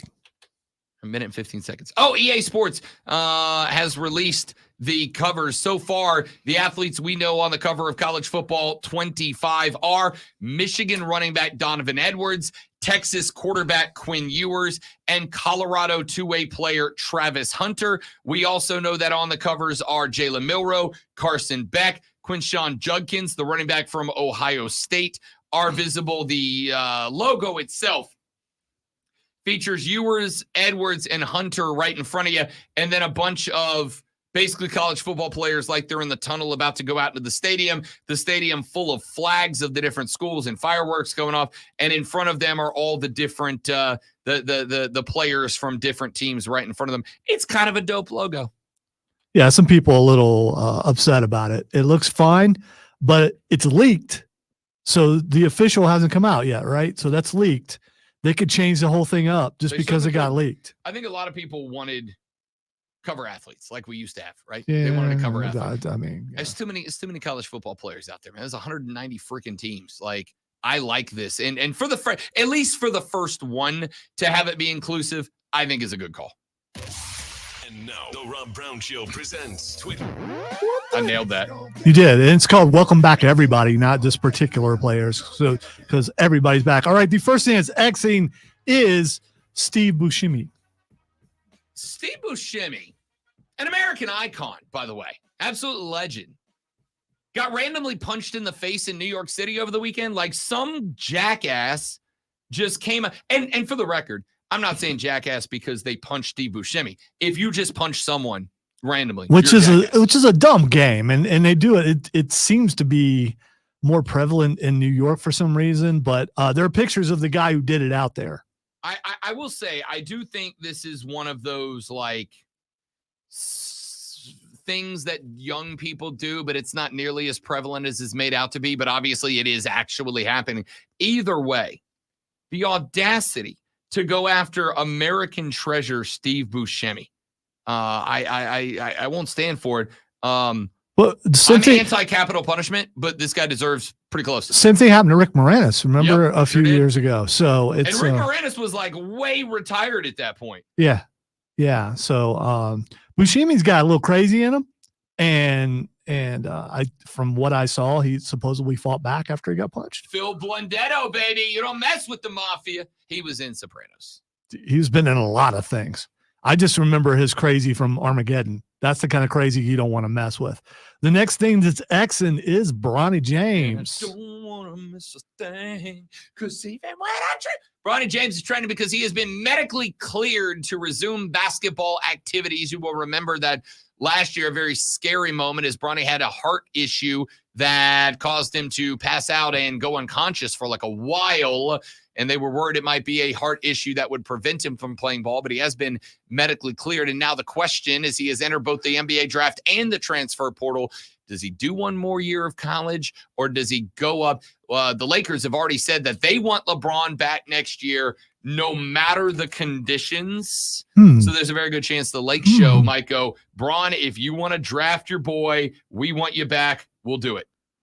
We'll see. Which I don't love. That could be interesting. Yeah, well, it's been the narrative for a while. So if it does happen, who's it going to surprise? Also, I don't know if this is going to be on what the X is going on or not, but the rumor is that the JJ Redick to the Lakers as head coach thing is picking up steam. And let me be very clear, Lakers fans. Yes, please do it. Yes, please do it. Please go get a guy who has never coached anything ever before. Make him the head coach of the most illustrious franchise in the National Basketball Association, and do it only because he has a podcast with LeBron. Good luck.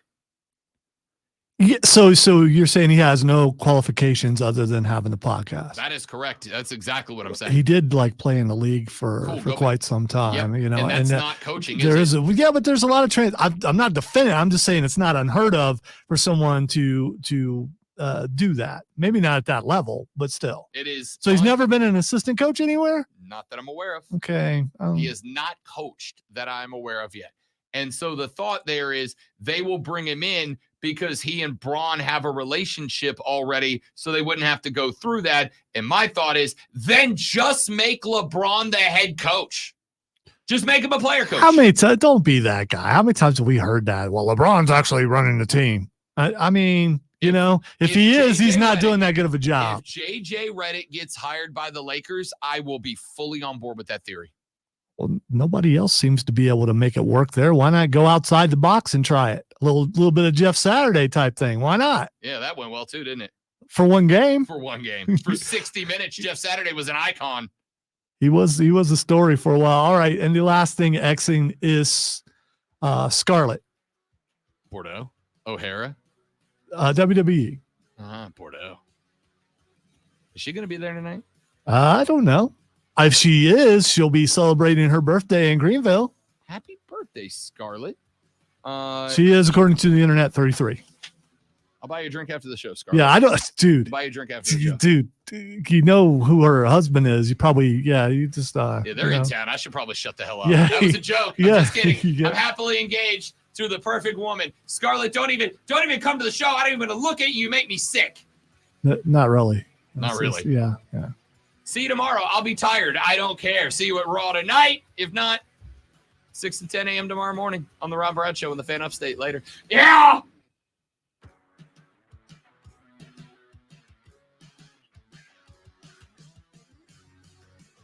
I nailed that. That could not have been done better. I nailed it. By the way, That was perfect. the music wasn't over. There was a pause in the music. It was. I nailed it. It was very well done. Okay, fine. And then you just dumped yourself at the end. I mean, why? Just say goodbye. Goodbye. I mean, End the stream. goodbye, stream. Goodbye. You get to see me. No, I got it. Shout out to Damian Priest. That was an amazing interview and good show. Thanks for all the participation, guys. Rob is back in. So now